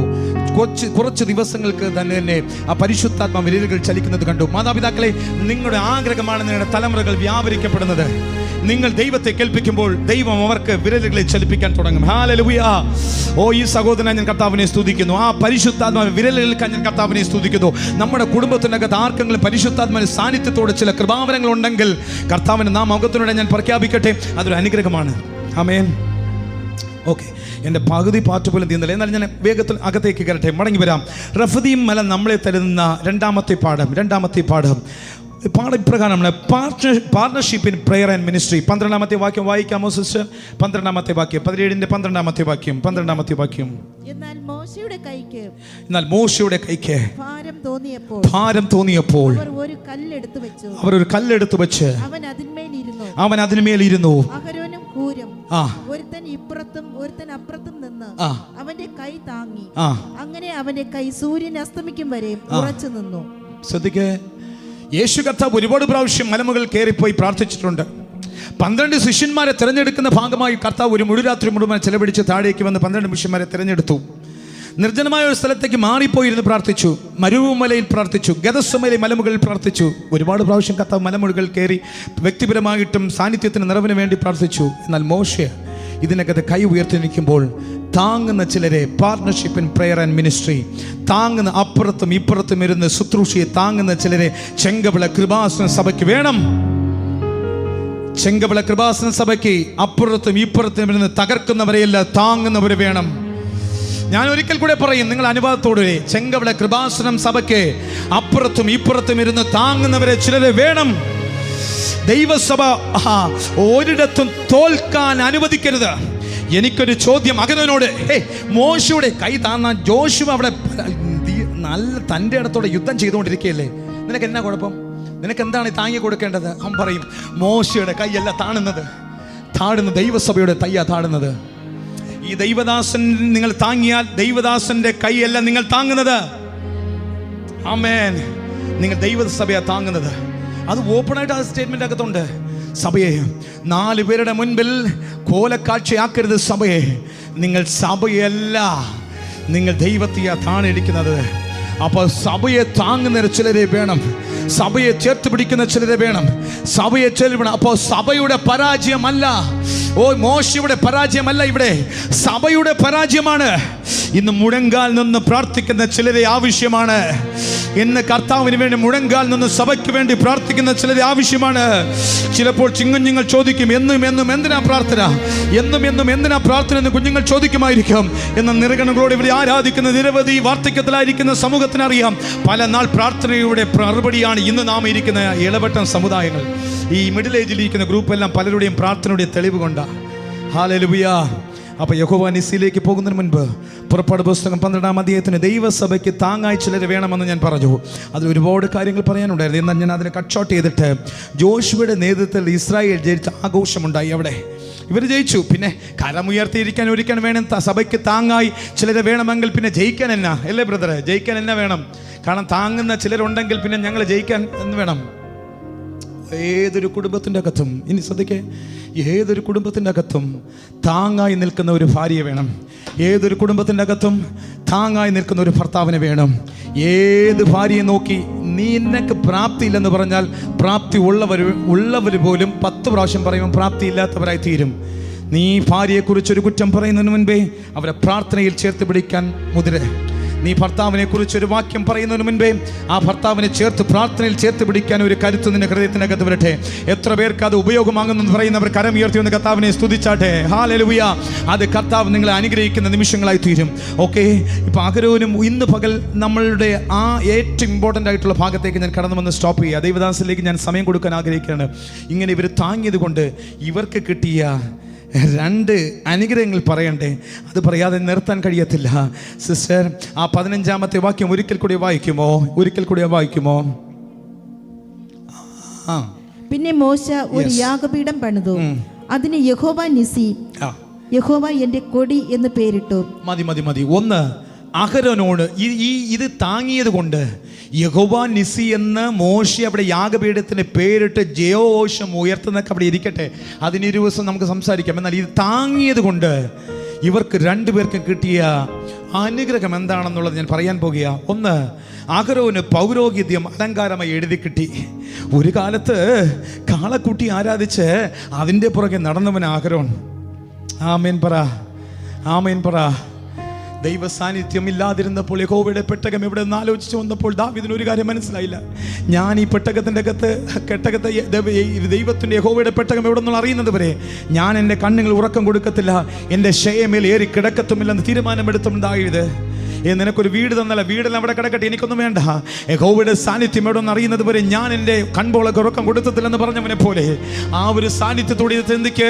ഒരിക്കൽ ദൈവത്തെ വേണ്ടെന്ന് പറഞ്ഞവൻ, മാറ്റി ചിന്തിച്ചവന് ഇന്ന് പൗരോഹിത ശുശ്രൂഷ, ഇന്ന് അലങ്കാരമായിട്ടുള്ള വസ്ത്രങ്ങൾ ധരിപ്പിച്ചു വന്ന് നിൽക്കുന്ന ഭയങ്കര ഒരു സാന്നിധ്യം.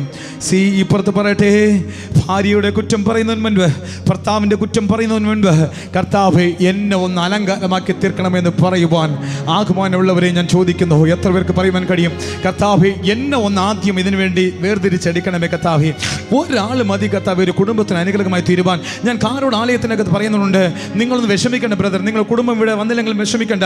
നിങ്ങൾ ചിലപ്പോൾ ഒരാളായിരിക്കും വന്നത്, അല്ലെങ്കിൽ 2 പേരായിട്ട് വന്നിരിക്കും, വിഷമിക്കേണ്ട. മക്കൾ ചിലപ്പോൾ വന്നിട്ടില്ലായിരിക്കും, വിഷമിക്കേണ്ട. ഒന്നും വിഷമിക്കേണ്ട കാര്യമില്ല. നിങ്ങൾ ഒരാൾ ഇനിയുള്ള കുറേ ദിവസങ്ങൾ നിർബന്ധമായി കർത്താവിന് വേണ്ടി ധീരതയോടെ നിന്ന് നോക്ക്. കർത്താവ് ആ പദവി നിങ്ങൾക്ക് തരും.